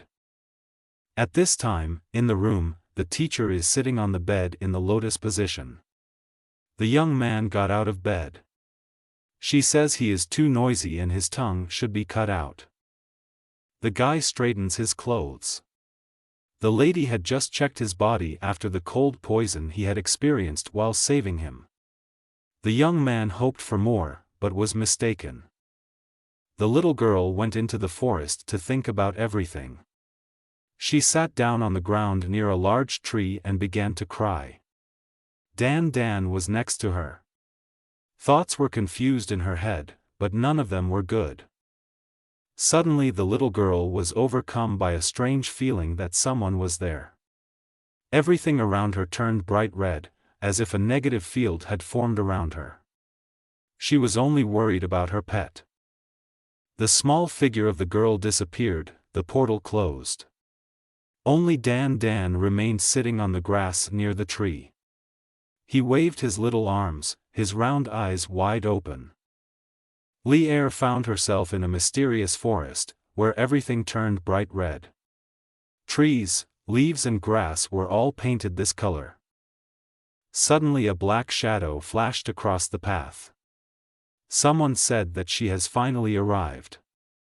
The baby did not understand what was happening, but the voice that said these words did not seem to be her voice.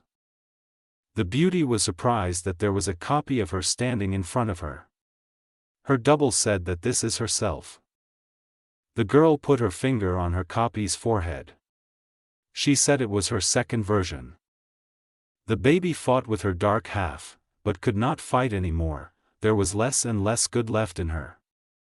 The girl remembered the scene she saw this morning.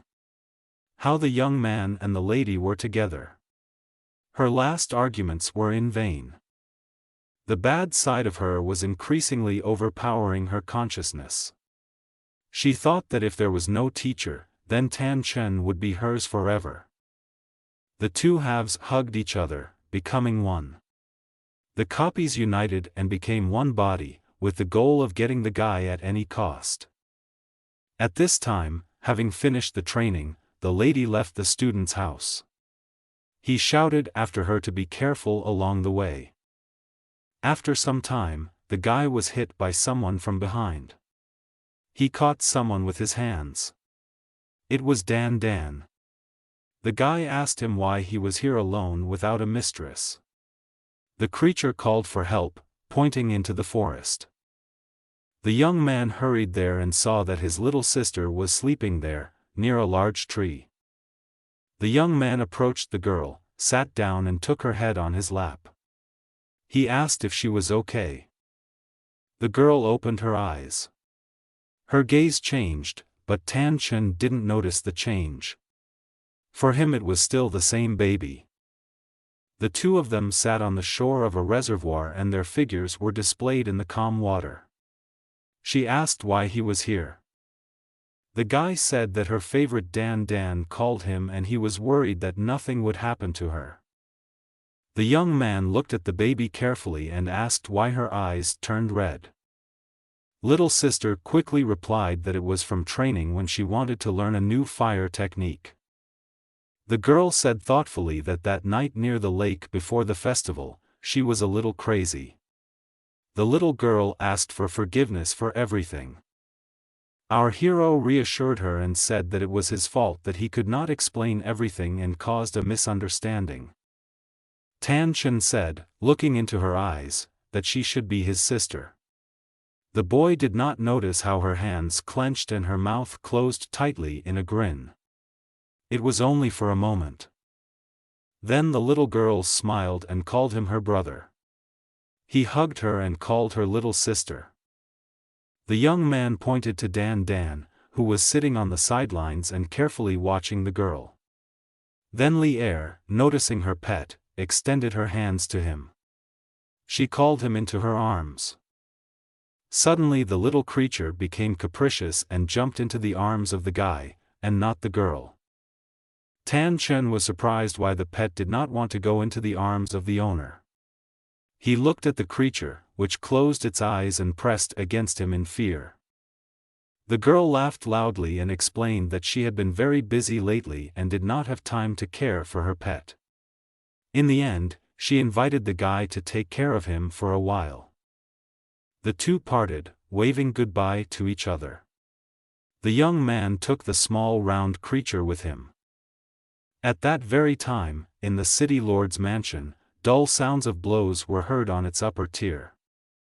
There was a portrait of Tan Chen hanging on the wall in the room. It was covered with darts that someone had thrown, aiming at the portrait.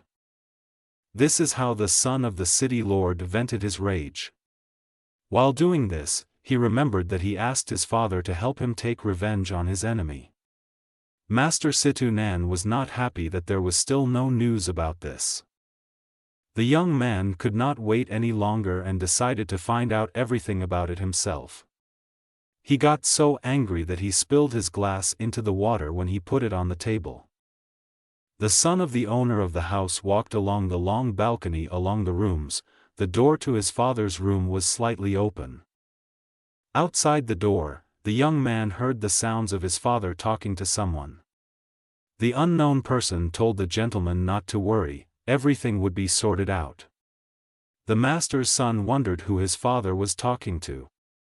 When the stranger came out, the young guy decided to see who it was. His figure was hidden by a cloak. The young man wanted to take a closer look at the guest and moved towards him. The stranger had white hair, and his head was surrounded by a hoop located on his forehead. There were earrings with green stones in the ears. Young Master Situ Nan almost said the guest's name, but stopped in time. He was very scared. While an unfamiliar figure grabbed the city lord's son by the throat and tried to strangle him. The lord of the city, who jumped out in response to the shout, told the man in the black cloak to stop.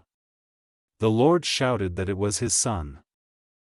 The guest said that he had heard a lot, so he should be killed gently, otherwise they would not be confident in the success of what would happen in the future. The father put his hand on his son's shoulder, holding him. He said that he would not let the guest down and everything would be successful. Then the unfamiliar figure disappeared, as if dissolving into the darkness, and the stranger's laughter echoed. When everything calmed down, the son turned to his father and asked why he got involved with such a dangerous man. The young man was worried that someone would find out about this. The city lord said he had a sense of proportion. He conducted an investigation where he found out that Tan Chen lived in the Miaozun sect. The son objected that this was the same women's sect. He wondered if this guy was a man or a woman. The father said that the sect is very strong and he had to invite this crazy man for the revenge plan to succeed. This morning, in Tan Chen's bedroom, two people were lying on the bed, a teenager and Dan. The guy looked at the small creature who was snoring at his side and covered him with a small blanket. The young man looked out of the house, as the street had been very noisy since the morning. He wanted to see what was happening. Our hero saw a lot of girls who were going somewhere.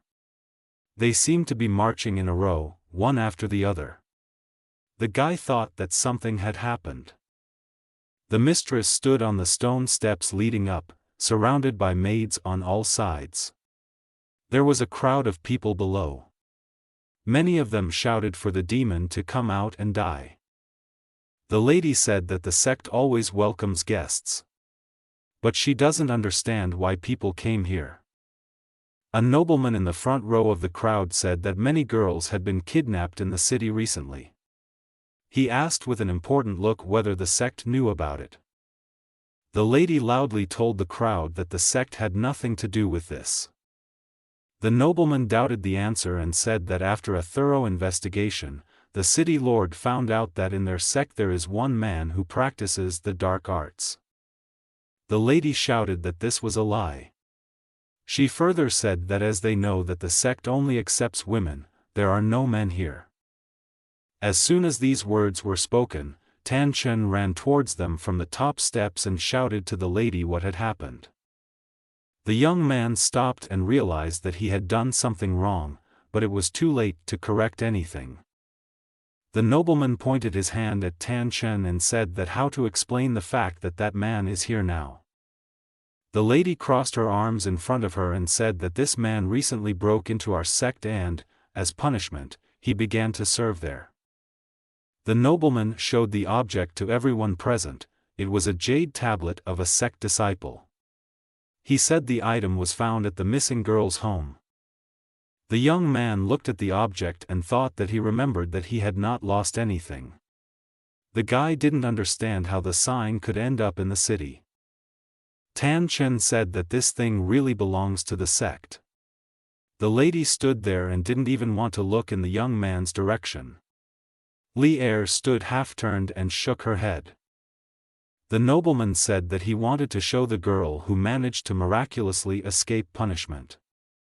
It was a girl in a green long dress with long black hair. The girl stepped forward and shouted, pointing her finger at Tan Chen, that he was the one who attacked her. She was very confident when she said this. The nobleman shouted along with the crowd. Everyone pointed their hands at the guy. The lady tried to understand what really happened. Suddenly the crowd began to move. 3 daredevils came closer and closer to the lady. They all called sectarians names. The crowd became more and more aggressive. Suddenly the strongest villain, armed with a cannonball on a chain, threw it towards the mistress. He did it while bending high in the air. The bully shouted that he would simply kill her. The mistress pulled out her sword, but the chain twisted the core on it so that the girl could not use it freely. All this did not allow her to move freely. Then the mistress used the art of cold and froze the chain with the core. Link by link, the chain froze and could not move. The cold enveloped everything around. Then the villain who launched the core began to freeze. He stopped and could not move, as the ice restricted his actions. 2 other attackers rushed at the lady with swords. But they didn't even come close to her. They were thrown back by her protective field. Screaming, they fell to the ground and retreated. The weapon fell from their hands, and all the attackers began to freeze.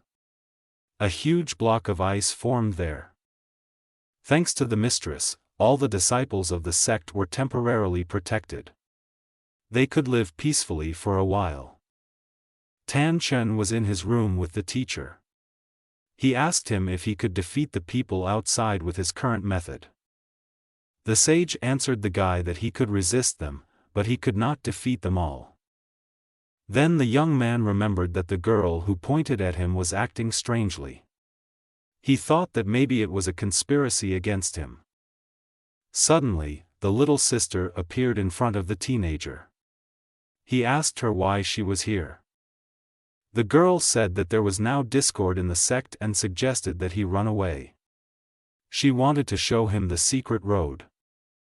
The young man, after thinking, agreed, because he needed to get into the city to find out everything, although it was very dangerous.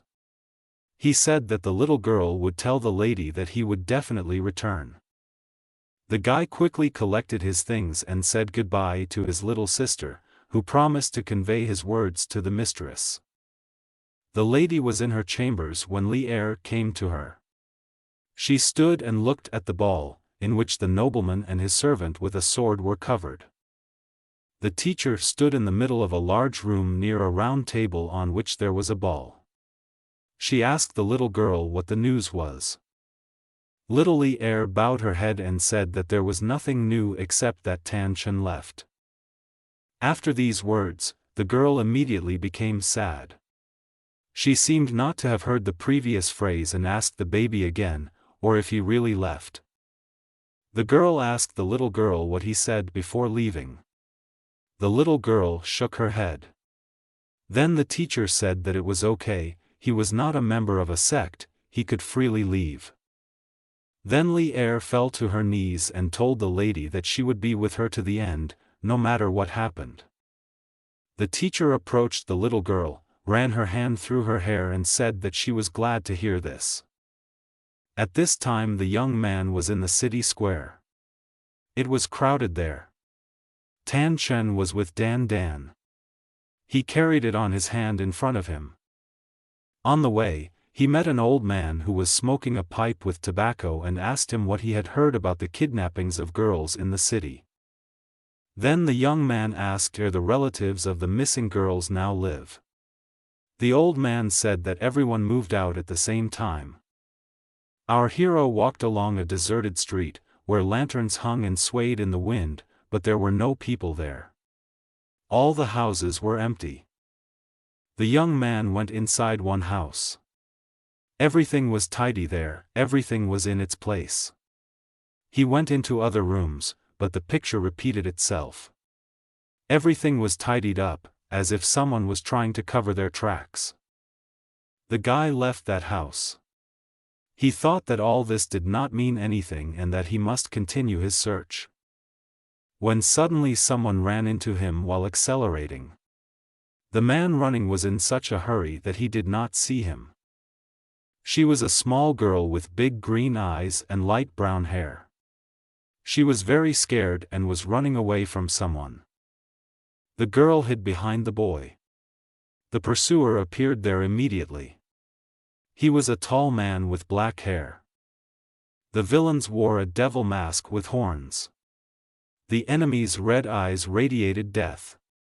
He drew his sword from its sheath and prepared for battle. When the young man asked who he was, the villain didn't answer. The masked man was the first to attack the young man. He was so aggressive that it seemed as if he was not wearing a mask, but it was his own face. The red eyes were especially evil. The young man thought that the enemy was cunning and good with a sword, so he immediately decided to use his fast movement technique. At such a moment, it seemed that his body existed in 3 places at the same time. The mask seemed to get even angrier when it saw this technique. The enemy did not even have time to understand what had happened. The masked man shouted what happened to his body. In an instant, the teenager, using his technique, found himself immediately behind the enemy. The enemy was angry and looked in all directions where the guy was. But it was already too late.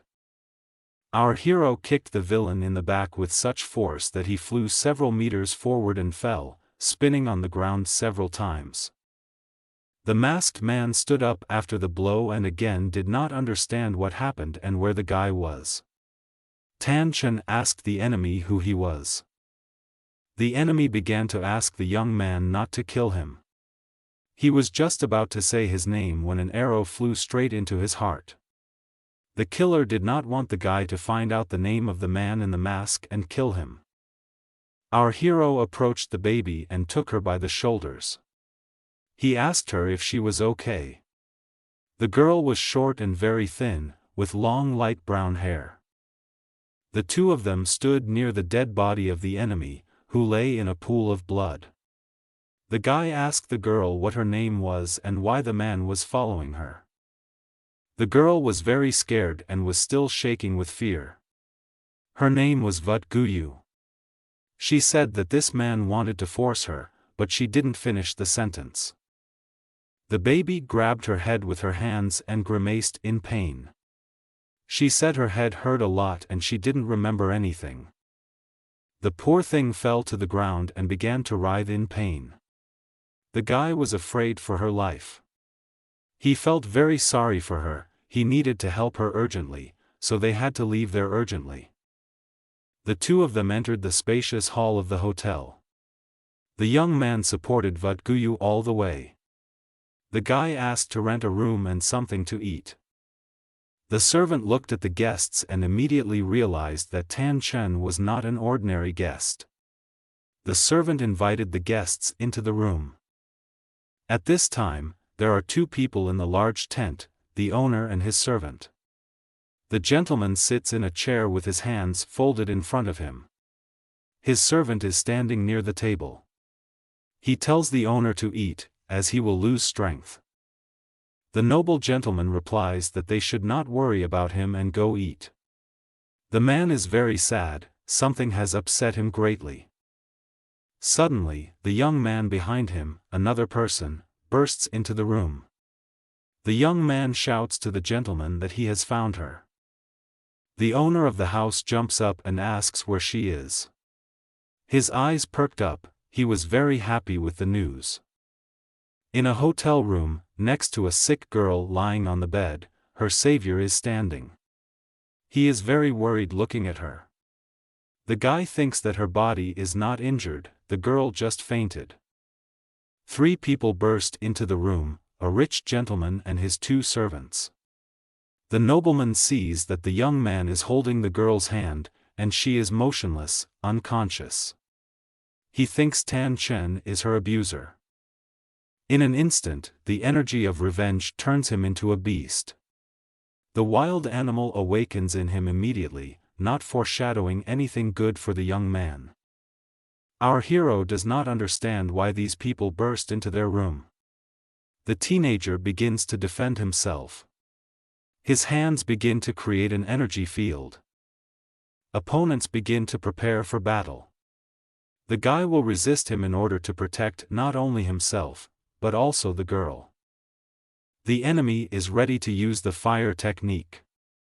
He leaps in the air to get closer to the young man. Suddenly, in the middle of the fighting, the voice of Vut Guyu is heard.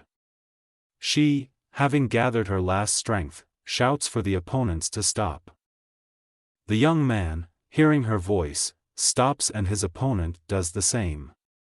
Now the rich gentleman realized that he was mistaken. In a large tent in the middle of the carpet there is a round table, at which two people are sitting, two Father Vut Guyu and Tan Chen are sitting. The noble man raises his glass and says words of gratitude to his daughter's savior. The young man laughs cheerfully, raises his glass and says that it's okay, because everything is fine. The young man asks the nobleman if he knows who kidnapped his daughter. But he replies that he ordered an investigation. The guy sees how painful it is for the father to realize that his child was kidnapped, and offers his help in the investigation. Some time after a delicious dinner, two servants bring a wooden chest into the tent. He is very heavy. The master orders the servants to open the chest and tells the young man that he has been saving up ancient objects for a long time and the guy can choose anything he likes. Among the things in the chest, Tan Chen notices a scroll similar to the one he bought at the auction. The young man realizes that this is the second fragment that he needs. The nobleman speaks and points to the chest, so that the guest should not be modest and take what he wants. The guy selects a scroll that is similar to the one he bought earlier. The teenager extended his hand forward, and it seemed that the scroll itself chose its owner, ending up in his palm. After a hospitable reception, the young man decided to return to the city. The owner told him to be careful. The nobleman also promised to inform him if there was news. As soon as the young man was left alone, the bright appearance of the teacher appeared before him. The old man immediately took the scroll and unrolled it. He told the guy to guess what was shown there. The picture showed a map of the area with some symbols. Pointing his finger at the map, the sage said that a treasure was hidden not far from them. The teacher suggested that we first look for treasures and then continue the investigation. The student did not understand his logic. Suddenly the guy stopped and listened. He heard some sounds in the forest. Our hero shouted who was there. It was Vutguyu. She asked, coming out from behind the trunk of a large tree, how they found her so quickly. The young man was surprised and asked how the girl ended up there. She answered the question with a question and said, "What are you looking for?" The little girl was familiar with this area, so she offered to help. Our hero got very angry. He came up to her, took her by the shoulders and said, "What if something happened to her?" She burst into tears and said she just wanted to help. The young man thought that it was not safe to leave her here. He gave her a handkerchief and walked a little ahead, telling the girl to follow him. The forest ended, and now the two of them walked along rocky terrain. There was sand and stones everywhere. The girl felt hot, her face was red, she was tired. The little girl said that they had been walking for several hours without stopping. Suddenly she tripped over a stone and fell to the ground. The young man thought that it was not a very good idea to take the girl with him. Our hero approached the baby, who was sitting on the ground and rubbing her leg. He asked how she was feeling. The companion said that she seemed to have sprained her leg. The young man took off his shoes from his sore foot to see how his foot was doing. He stretched his leg and asked Vutguyu, "Or is she feeling better?" The girl said that she already felt better and put on her shoes. It seemed to the guy that she had a very pleased face. Vutguyu and Tan Chen continued on their way. But there was already someone behind them. It was a tall, strong man who was watching them. The stranger was dressed in black clothes. The strong chest was bare, a black belt tied up the robe. On the side of his head was a mask, a feature with horns. But she did not hide his face. Our hero thought that this man was also from this group, like the previous enemy. So it was one gang. The man shouted that Tan Chen would die for Lao Dzy. While he was saying these words, he created an attack energy ball in his hand and launched it at the standing boy and girl. Our hero immediately created an oncoming field to withstand the attack.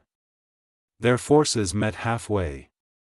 Trying to overcome one another, the energy sparkled like lightning.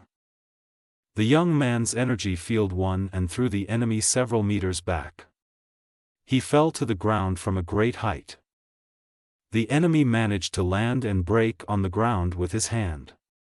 All his fingers were bleeding from the sharp stone. He told himself as he put on the mask that he didn't want to use this power in the first place. The mask turned the man into a strong creature whose strength increased and claws grew. This fiend of hell is a devil with horns who has completely taken possession of his body. He became a merciless beast. The enemy's cry sounded in the middle of the sky, which was struck by lightning. He wanted to tear the young man and girl to pieces. The enemy became faster and ended up behind the young man. He dodged, but the beast was so close that it managed to wound his cheek with its claw. The guy started bleeding. The villain approached the girl and said that now it was her turn. The teenager thought, watching the enemy, that he had thick skin and ordinary attacks would do nothing. Then he took the sword, ran and bent down on the villain from behind, trying to plunge the weapon into his back. The guy struck with the blade in the same place. But the enemy's skin was not vulnerable. The young man's repeated blows did nothing. The guy still hit and hit in that very place. The villain was sure that this technique would not work. The enemy shouted that the water would not harm the mountain in any way. Our hero shouted that now we'll see whether your thick skin or my sword will win. Suddenly, gathering his strength, the teenager hit him in the back again. And this had its result, his sword pierced the huge body of the villain right through. Our hero stood over the kneeling villain and asked who he was. The enemy did not want to answer. The defeated enemy said that if he died, the young man would still not be able to escape. The girl watched the fight all this time. She was very scared and worried about her savior. The poor thing was glad that everything was over. But her leg still hurt. The young man approached her and asked how she was feeling. He was also glad that he won the fight. The young man had to carry Vatguyu on his back as her leg still hurt. It was not an easy burden, but there was no other way out. The teenager was worried about the girl and asked her if she was okay. The poor thing sat on the man's back, hugging him with her arms, and thought about her own things. After some time, the travelers found themselves at the entrance to the cave. At the top of the rock, a figure of an evil wolf with wings was carved from stone. They stopped at the entrance. The girl suggested that they go inside. The young man lowered her to the ground, and she took his arm. Our hero heard some sound and asked what it was.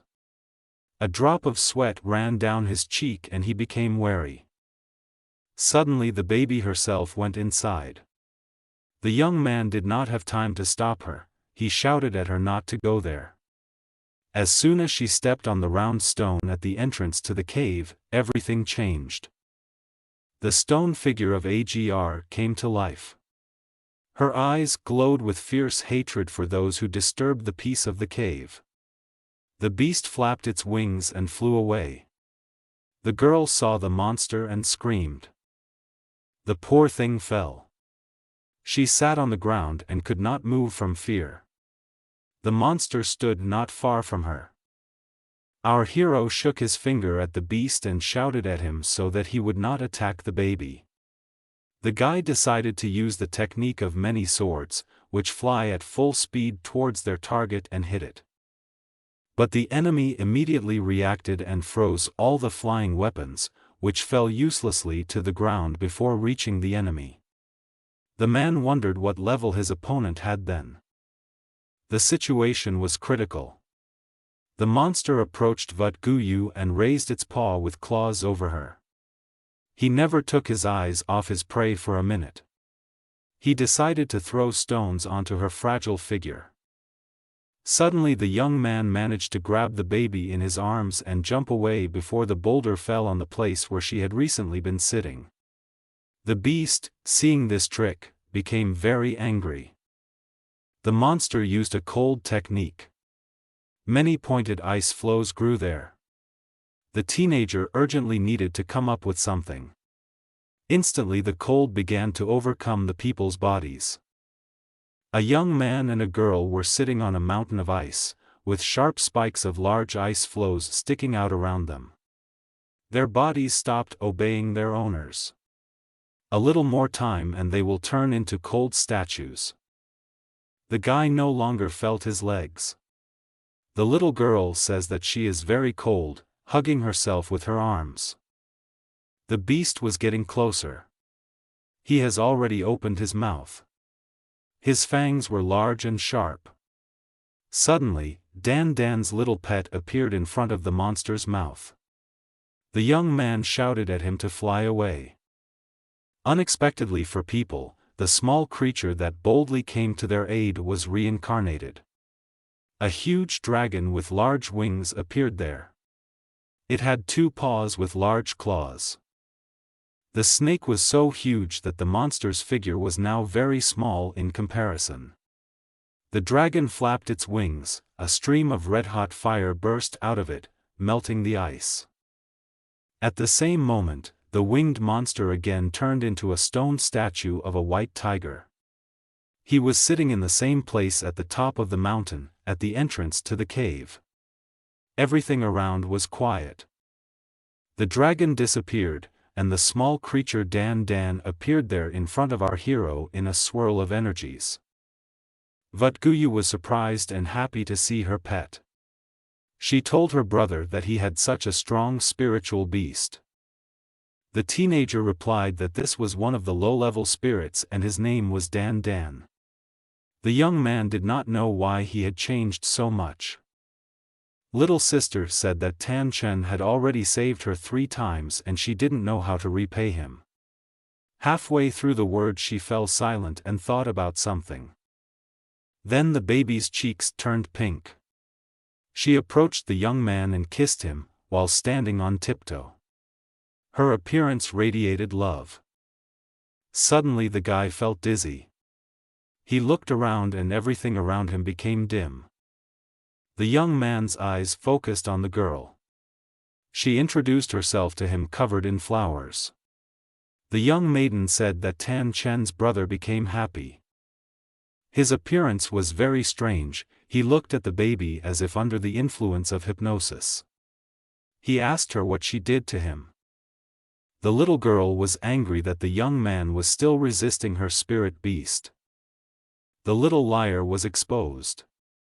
Her father and his faithful people appeared there.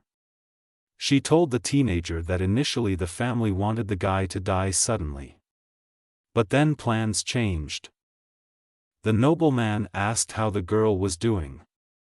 He added, showing his white mask, that he was late due to an encounter with a stupid runaway wolf who needed to be taught a lesson. With these words, he hugged her.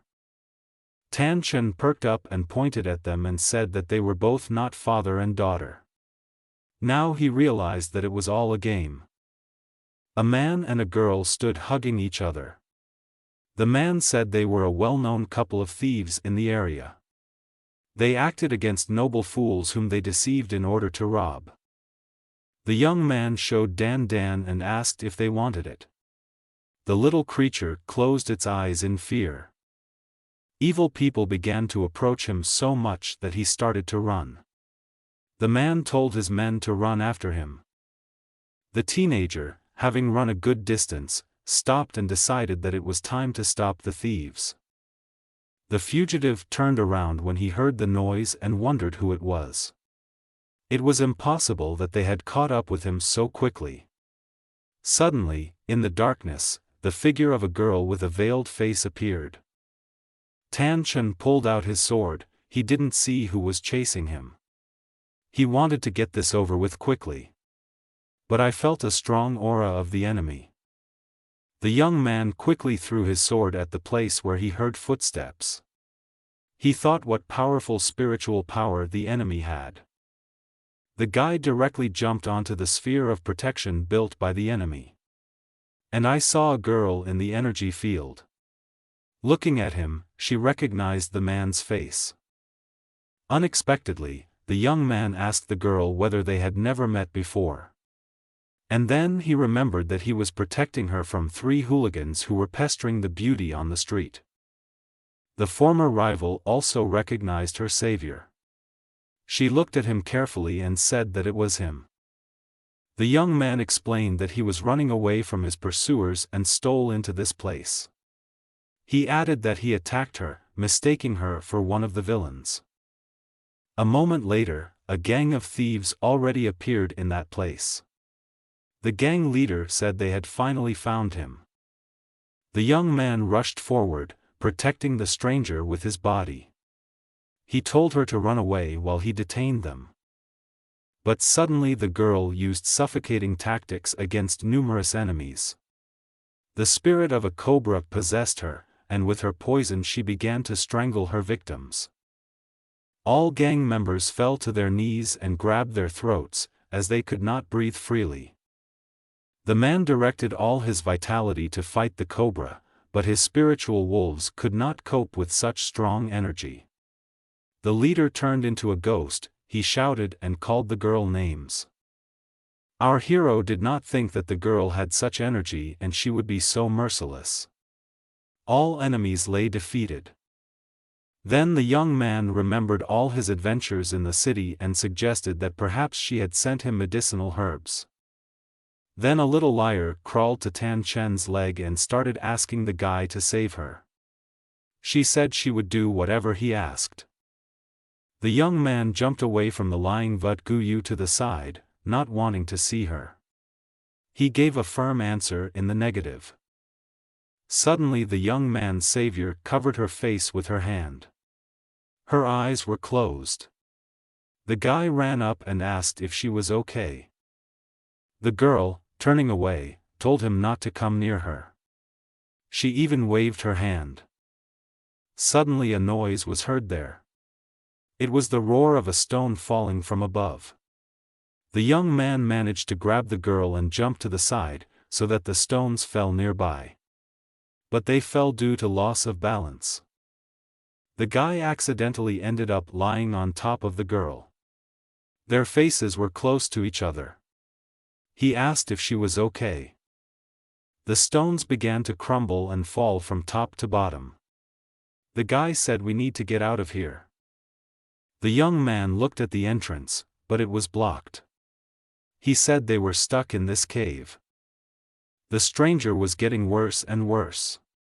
She sat on a stone, and it was clear how her aura was thinning, and the poison was taking over her body more and more. The bright face of the teacher appeared in the cave. The poison did not leave the girl's body. She tried to hold it back, but it appeared through her skin. The student asked the sage to help and do something. The old man thought, crossing his arms in front of him. The poor girl got even worse and started vomiting blood. Her veil was stained. She closed her eyes. Looking at the suffering of the beautiful stranger who had recently saved him, the young man begged the teacher to save her. The sage answered, thinking that he knew one way, but it was very dangerous. But in this situation they had no choice. After all, if help is not provided on time, the poison may spread further. The young man presented all this. How can such a danger be ignored? The young man's face became very serious. Then the teacher told the young man to help the girl, he had to borrow his body. The teenager closed his eyes and prepared himself for this. The teacher in the guise of Tan Chen approached the girl.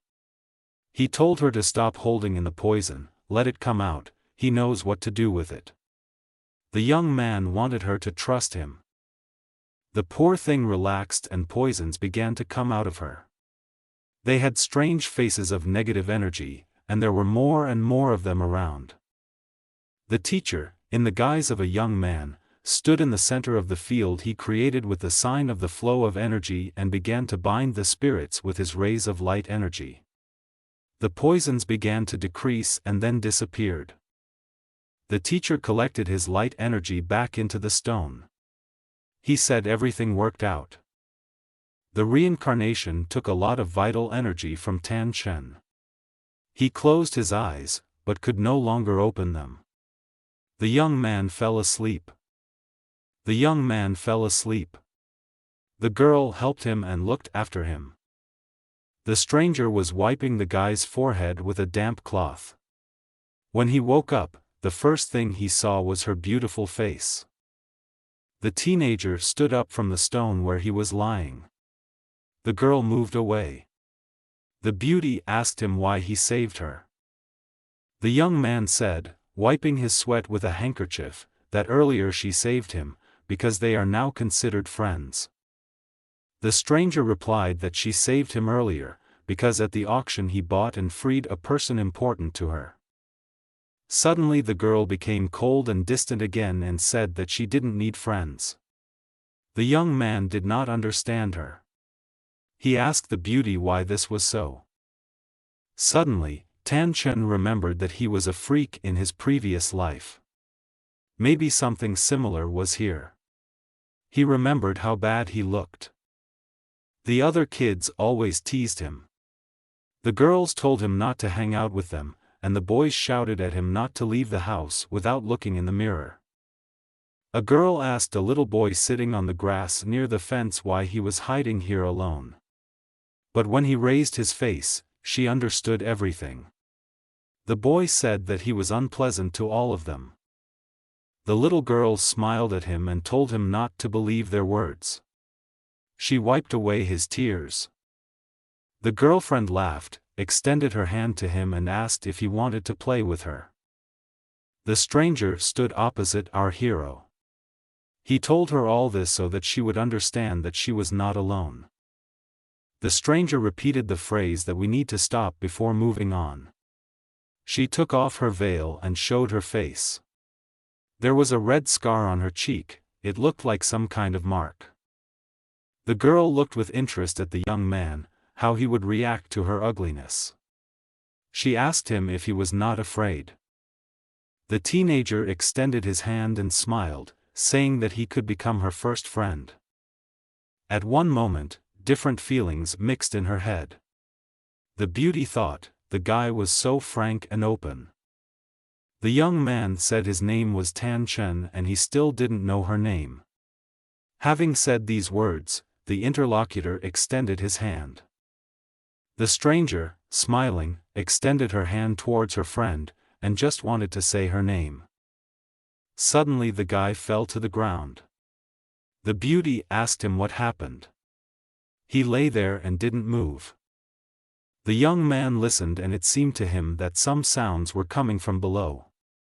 He told the girl that there seemed to be a way out from below. Going down, they noticed an underground waterfall. The water in it was very clear and clean. The two of them jumped into the water. The young man said that he did not think that such a beautiful place would be hidden inside. The girl asked her partner if he was okay. Tan Chen replied that he could swim. The beauty tried to joke and said that if he died, it would be boring hanging around here alone. Suddenly, at the end of the waterfall, they noticed an exit. These were large blue marble doors with handles.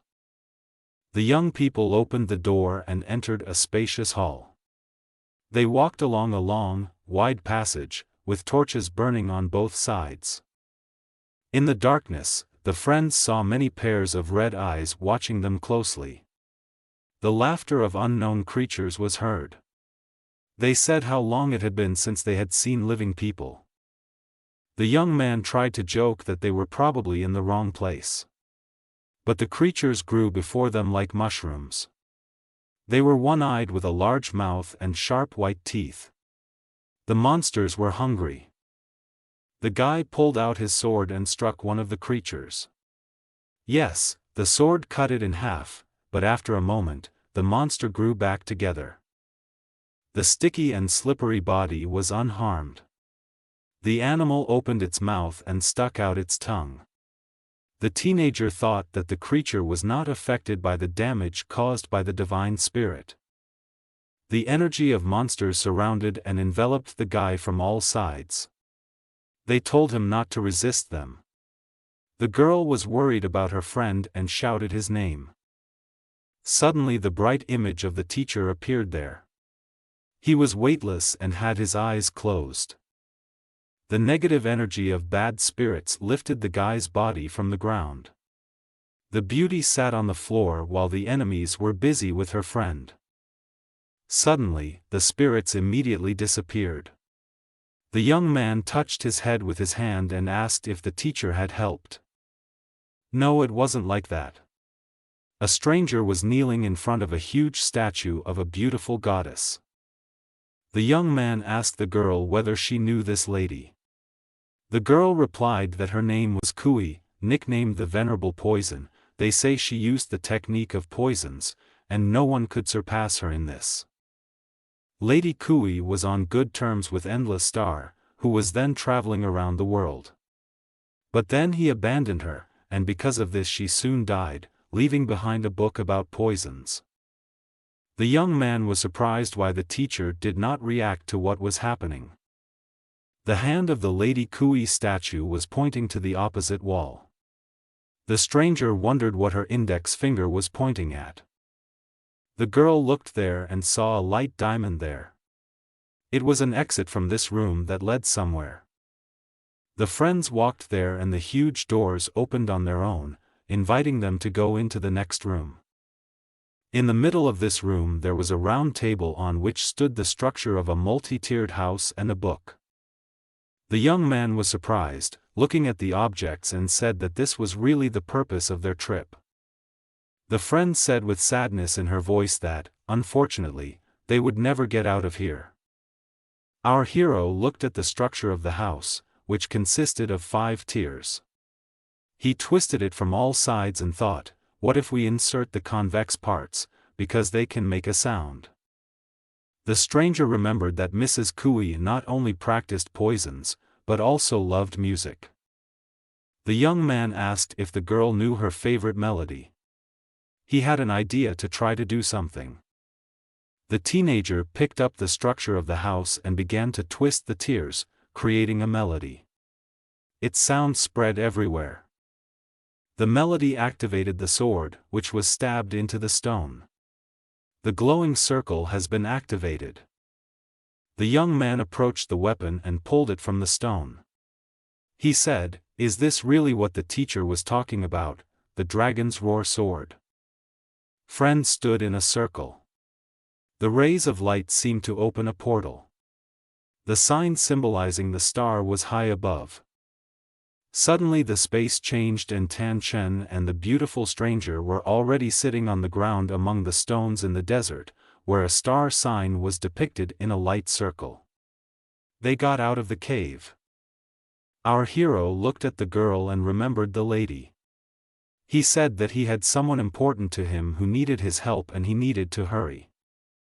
When the young man talks about this, the stranger's face becomes sad. She cannot find the words to say to him in response. The guy, smiling, tries to be cheerful at the moment of parting. He cheerfully says that if she has free time, she can come to the sect and find him there. The young man says goodbye, turns around and leaves. The girl remains where she stood and follows him for a long time. The warm desert wind moves her long hair. After several hours of travel, the teenager approaches the city. He decides to first look around here, on its streets. He walks alone among people coming to meet him. The guy notices a group of people ahead. These are 2 young people who walk easily, and 2 old men carry heavy luggage behind them. These 2 youths are armed with swords. Tan Chen tried to stop and talk to one of the old men. But the old man said that they were in a hurry to get on the road, they didn't have time to chat. He was afraid to fall behind the others. One of the young people, noticing the guy's interest in them, said that they were a family of travelers, they weren't bothering anyone, so he should leave them behind. The traveler was confident and crossed his arms in front of him. Our hero stood and watched as a group of people moved away from the city. It's a pity that the old man didn't tell him anything.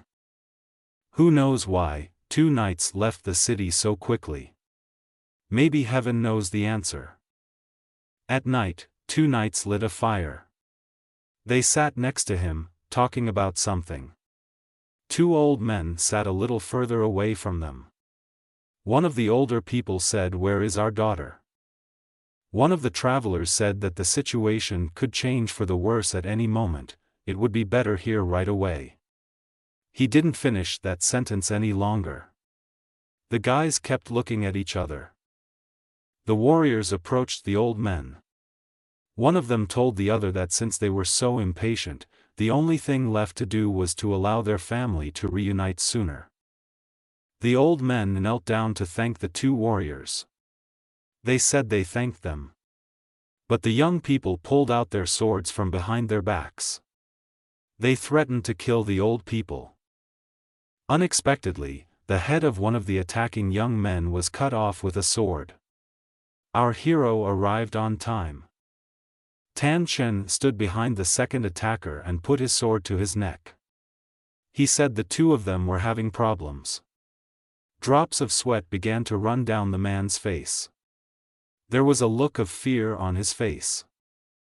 The threat of death from our hero loosened the tongue of the criminal. He told how he received an order from the head to pick up the girls. One night the warrior did this and kidnapped one of the beauties.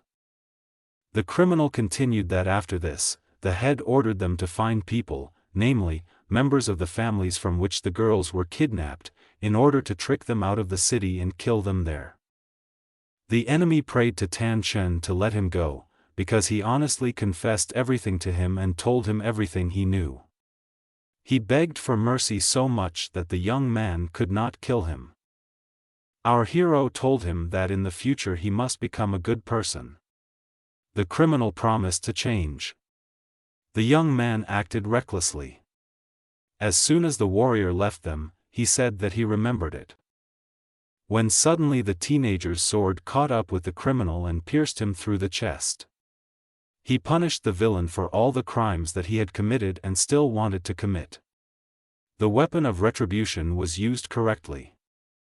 After some time, 3 people stood on the threshold of the house, our hero and 2 old men.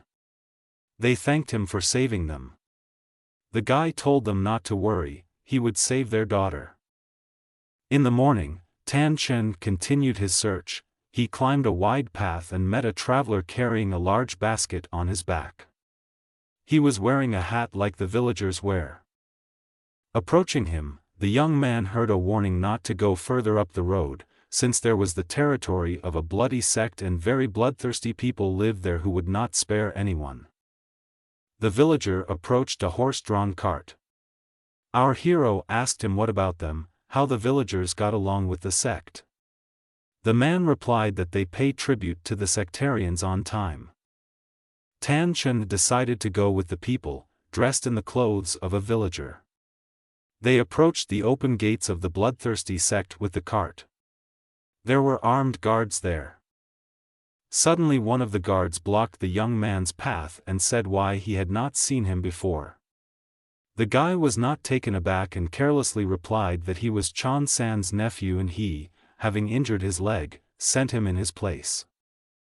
The guard continued to interrogate our hero and said why he had never heard of his nephew. The young man did not know what to answer. He simply remained silent.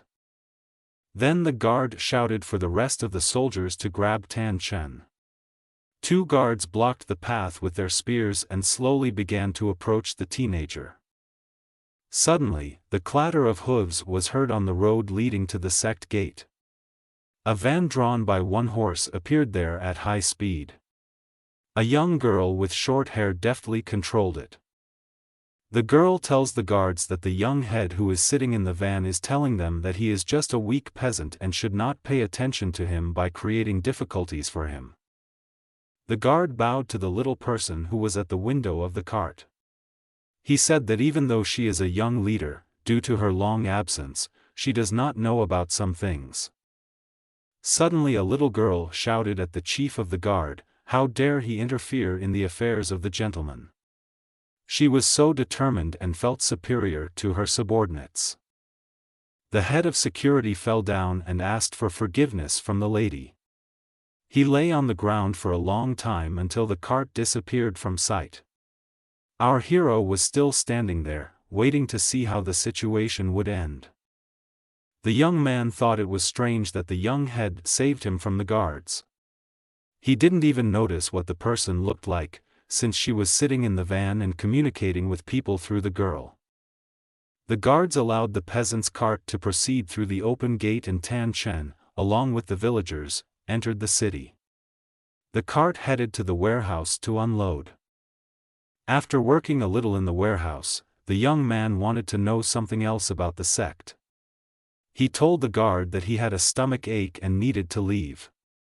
To do this, the guy spoiled the air. The guard's face changed and he began to smell unpleasant. After that, the guard told the boy to get out of here quickly and not spoil the air. Tan Chen watched the wall near the bloody school, where the largest number of guards were. At each loophole there was a soldier armed with a spear. They all walked around the perimeter like sentries. When suddenly someone noticed our hero, who was hiding behind a column, the stranger said that he had been watching him for a long time and why he was loitering around. The guy pretended to be a lost man. The one who called out to the guy was a small man who called himself an elf. He had small legs and arms, like a dwarf. The young man decided to take advantage of it and prepared treasures for him as a gift. To do this, the young man asked to be shown a place where no one would distract them. The elf ran forward, showing the way to the dungeon, where there was no one else except the guard, and they could talk. Already in the dungeon, the dwarf stopped opposite the teenager and said that he could now give his gift, his treasure. Then Tan Chen with a determined look took out his sword from its sheath and said that this is a wonderful weapon. Then the young man asked the elf, turning to him, whether he had not heard that new people were brought here. The strange creature rejoiced at the gift, like a child. He told the young man that all the new prisoners were girls who had been taken out of the city. They are sitting in prison now.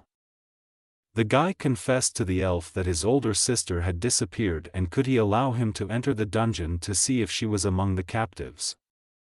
The dwarf said that this was a strange wish, since immediately after this, he would have to die, and his sister too, and even his mother too.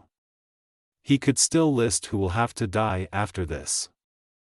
When suddenly our hero snatched his sword from his hands and in one movement cut off his head. The guy was so fast and decisive in his movement that the elf had no chance to call for help. In the dungeon, many beautiful girls were sitting on the damp ground. They were all very sad, realizing what awaited them in the future. 2 guards guarded them, regretting that they could only watch them. One of the guards heard some noise and said so. The other guard replied that there was no need to worry, they were armed and there were 2 of them. No one can overhear their conversation. Unexpectedly for them, someone said that they heard everything. The warriors turned towards the speaker and saw a young man. Tan Chen calmly said, with the air of a boss, that he was a secret envoy recently appointed by the young head, who was responsible for ensuring internal security in case of an attack by robbers. One of the guards turned out to be more vigilant. He shouted if the young man had proof of his appointment. Our hero stood with such a calm expression, crossing his arms in front of him. Another guard, seeing the guy's confidence, doubted the correctness of the check by his superiors. He bowed to the young man and said that they were tasked with guarding this territory. The young man exhaled easily and said that they should be free again, and he would guard in their place. When the 2 guards had left, he proceeded to the door of the dungeon where the prisoners were sitting. Our hero opened the heavy door and stood on the threshold. There were many girls sitting on the floor in the cell. They all looked at the figure of the guy in the doorway. They didn't know what to expect from the newcomer. The young man told the beauties that he had come to save them. All the girls' eyes were directed at him. They did not believe that anyone in such a situation could help them. At this time, when the 2 guards who had left the dungeon were carrying food in their hands to have a snack after duty, an elder walked towards them.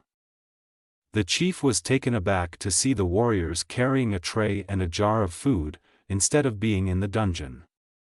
They bowed before the elder and were also speechless from the meeting with the boss.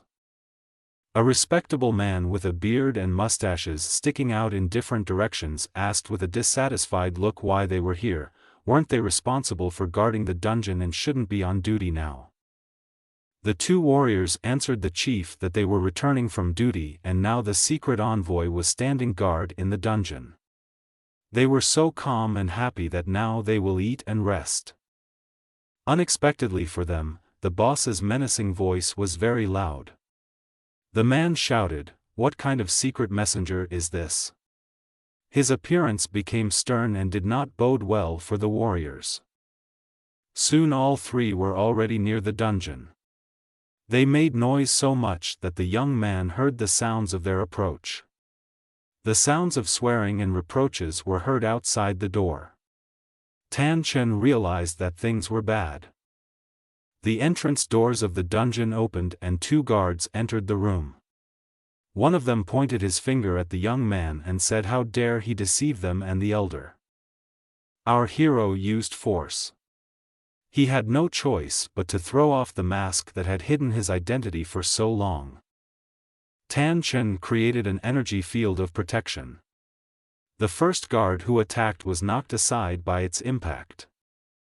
The elder was very angry. It was a formidable opponent. He said, peering into the darkness of the dungeon, for the guy to introduce himself and then he would keep his corpse. A menacing man, with his arms spread wide, approached the young man, his long robes flowing, blocking the exit from the dungeon. His whole appearance said that he knew no mercy. Our hero took his sword out of its sheath. He felt a lot of pressure, which would not be easy to cope with. The elder was advancing on the young man, when suddenly someone's command was heard to stop everything. The young head came to the dungeon and gave this command. Everyone stopped. This was the girl who was once saved by a young man from 3 hooligans on the street and who was with him in the cave so recently. The girl turned to the elder and said that this man had helped her, after which she noticed the predominance of certain skills in him, so she left him. The elder, having calmed down a little, said that in that case he had forgotten in prison. His appearance still spoke of control of the situation and his superiority over everyone. The girl said that he had arrived recently and must not have gotten used to it yet and got lost. Then the elder came up and put his hands on Tan Chen's shoulders. He said that he forgives him, only out of respect for the young head, but next time no one will help him. The girl turned around to go forward and told the guy that they were leaving. The guards took their place near the closed doors of the dungeon. In the large spacious room there was a round table in the middle. 2 people sat behind him, our hero and the young head. They drank tea from white cups, its aroma was in the air. The girl started a conversation. The guy immediately asked who the head of the bloody school was. She sat, half hiding her face with a veil, lowering her eyes, and answered no question that this was her adoptive father. But then a second later the interlocutor quietly added that he was her sworn enemy. At the same time, she looked carefully at the teenager, opening her beautiful but sad eyes wide. A whirlwind of memories washed over her. She began her story, which began in childhood. It was 20 years ago. One day there were many children, and they and their sister were running along the river bank. Suddenly she saw something on the river approaching them on the water. The little girl told the children about this. They all ran to the water, and the little girl pointed to the boat.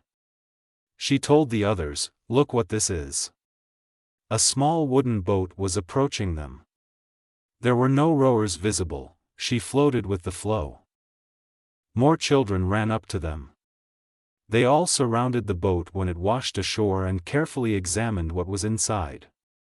It turned out that a man dressed in white clothes was lying in it. The man had long white hair. A black belt encircled the torso. He was wounded and blood stains were visible on his clothes. The man was unconscious, his eyes were closed. Then the children called adults, who carried the wounded man into the house. The doctor helped him as best he could and said that the rest depended on God and the man himself. The patient lay for many days. One day, when he felt better, he got up and sat on the bed. His head was bandaged, and there was blood on the bandage from the wound. His look was very sad. The narrator continued that after some time all the adults and the head left the village on business. They all left, only the children remained in the village. The kids were very happy that now, without adults, they could play to their heart's content. The guys ran past large trees away from the village. Only the little girl, who was the narrator, was not happy about this. She said that recently wild animals had been spotted near the village, and that the children should not go far from their homes. But no one heard her. One boy who was next to her called her a coward. He said that if she told anyone about this, then no one would be friends with her. Suddenly there appeared a man who they had found wounded in the boat. He was already feeling better and, putting his hand to his mouth, said that he would take them to a more fun place. The stranger led the children to the foot of a high mountain and said that first they had to eat something in order to see something amazing later. He handed out red round pills to everyone. All the children opened their mouths and swallowed the medicine. Only one little girl didn't want to do this. She said her grandfather told her not to take anything from strangers. After some time, a sick man who was found in the boat, lying on the bed, asked the servant that the head had returned and/or that they had caught the beast. The servant replied that they found no one, but they met 3 travelers who had lost their way. Then the patient became very sad and thought about something. Then he opened the door and began to peek at what was happening on the street. He saw 3 young men sitting around a round table. They all dressed the same and had long hair. Then the patient came up with a plan. He came to the head and said that those 3 people were demons who wanted to destroy all people and that it was they who inflicted all my wounds on me. The elder was horrified. 3 hunters were sitting at the table. The servant brought them sake to quench their thirst. The servant told the young people that he saw that they had arrived from afar. He asked their purpose of travel. One of the guests said that they were looking for a werewolf who violated the foundations of their ancestors. Another traveler added that their mentor treated the culprit at first as his own son, and he poisoned him, taking the elixir of immortality. The travelers drank sake, unaware of the danger. After some time, they all felt bad. Each of them grabbed his throat, as he could not breathe freely. Suddenly a man with long white hair appeared on the threshold, and on his forehead he had a hoop around his head. All 3 young people recognized this man as their werewolf. With the last of their strength, they pointed their hands at him and said that he was an enemy. But a second later all 3 lay dead. Their enemy rejoiced as he cleverly dealt with them through deception.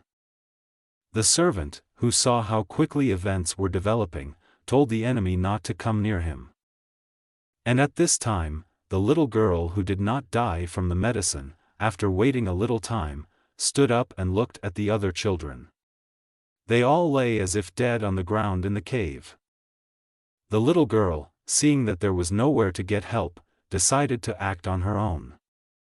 The girl quickly ran to the village to tell her grandfather the head about everything. But when she ran to the village, she saw a strong fire. All the houses in their village were on fire. The narrator was finishing her story. As a little girl, she sat and looked at the fire.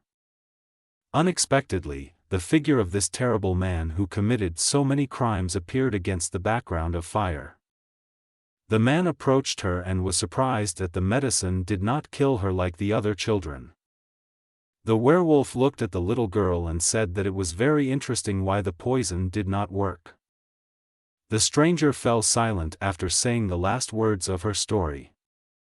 The interlocutor said that he adopted her, and then she became nothing more than a simple tool in his hands. If you have watched up to this point, then I am very grateful to you, because this is where the video ends. If it's not difficult for you, then like this video and subscribe to my channel. And if you want to continue this story, then write in the comments. Thank you all, I love you all.